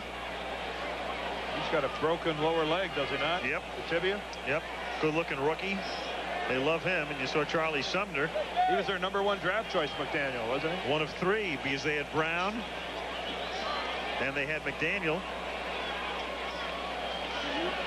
And now Turan gets helped off. Scott Davis was their other #1. Right. 3 #1s they wound up with. Looked just like he may have slipped. Not appear to be any major twisting or contact. Well, you can see, yeah, he lost his footing, and then his cleats caught. Oh, geez, that really looked tough from that angle. The side of his foot skated out from underneath him, and then his friend tried to right himself. It looks like his cleats dug in, and he rode right over the top. That sends Fellows into the game at a corner. And also Zeph Lee comes in at safety. 3rd down, 11 from the 46-yard line. Elway working from the shotgun. Patel can't make the sack. Can you believe that? Patel comes after him again. Still can't make the sack. Finally, he throws an interception at the 50-yard line into the hands of Zeph Lee, who had just come into the game, and he takes it to the 31. So Turan gets hurt. Lee, a former running back at SC, comes in to spell him and makes an interception off a pass that Elway can't believe, and I can't believe he threw. John scrambling all over the field, put on some exhibition, and then pulled up almost as if he got a little discombobulated, fired it right into the hands of Zeph Lee. Nobody could have been more surprised than Lee. Let's take a look at the athleticism of John Elway, but it had disastrous results at the end. Look at that little spin to get away from Patel. Again, everything is perfect right up until the moment he makes a decision to throw the football. And that, again, a serious error by John Elway instead of just dumping it out of bounds and punting the football away. An irony of ironies, a year ago during the strike, Lee played with Denver against the Raiders. Here's Allen to the 27-yard line. So now they are within field goal range for Barr. Less than 5 minutes, 4:58, and the clock ticking down. Left in overtime. Elway has thrown 4 interceptions tonight. I go back to what I said earlier, and of course this game is not lost yet. The Raiders still have to score, whether it be a field goal or a touchdown. But as I said earlier, the team that makes the first mistake, more often than not in an overtime situation, ends up losing the game. That's the 8th interception for Elway on the season. 2nd down and 5. Smith. And now very much in field goal range. If the Raiders win this game, it would be the 3rd greatest comeback in NFL history. It would tie for the 3rd greatest to come from a 24-point deficit, which they were down by at the half. at the 20-yard line. Berline sending in the call. Elway still can't believe what he did. 1st and 10 at the 20. I guess sometimes you can be so good at what you do, and he is, that you can believe that you can do anything. And that's a mistake. Here's Smith. What a weird game, though. I mean, Turan gets hurt. Lee comes in, makes the intercept, comes back to play against the team he faced it during the strike last year. The ex-running back, there's Barr. Of course, it's no sure thing that Barr would hit that field goal either. I think that Mike Shanahan would much prefer his offensive team just keep slamming it away and go ahead and score a touchdown. 2nd and 8. They come up in the eye. Allen is the tailback.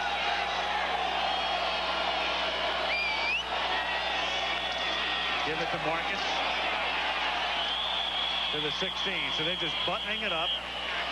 They're going to bring Barr in now, and a skirmish breaks out. And even though it's 3rd down, instead of taking a chance and fumbling or losing the ball, they're going to send Barr in to win the game. What do you think of that call, Frank? I know that a lot of old-time coaches would roll over and say, you keep moving the football by conventional means. You don't turn it over to a kicker. It would be 3rd down and 7. So here's Barr. Barr better make this, or Mike Shanahan going to suffer his first real interrogation as a head coach. 35 yards out. Gossett puts it down. Barr's kick is good. And the Raiders, who've won so many dramatic, unbelievable games through the years, have done it again. We revisit the 70s with this one.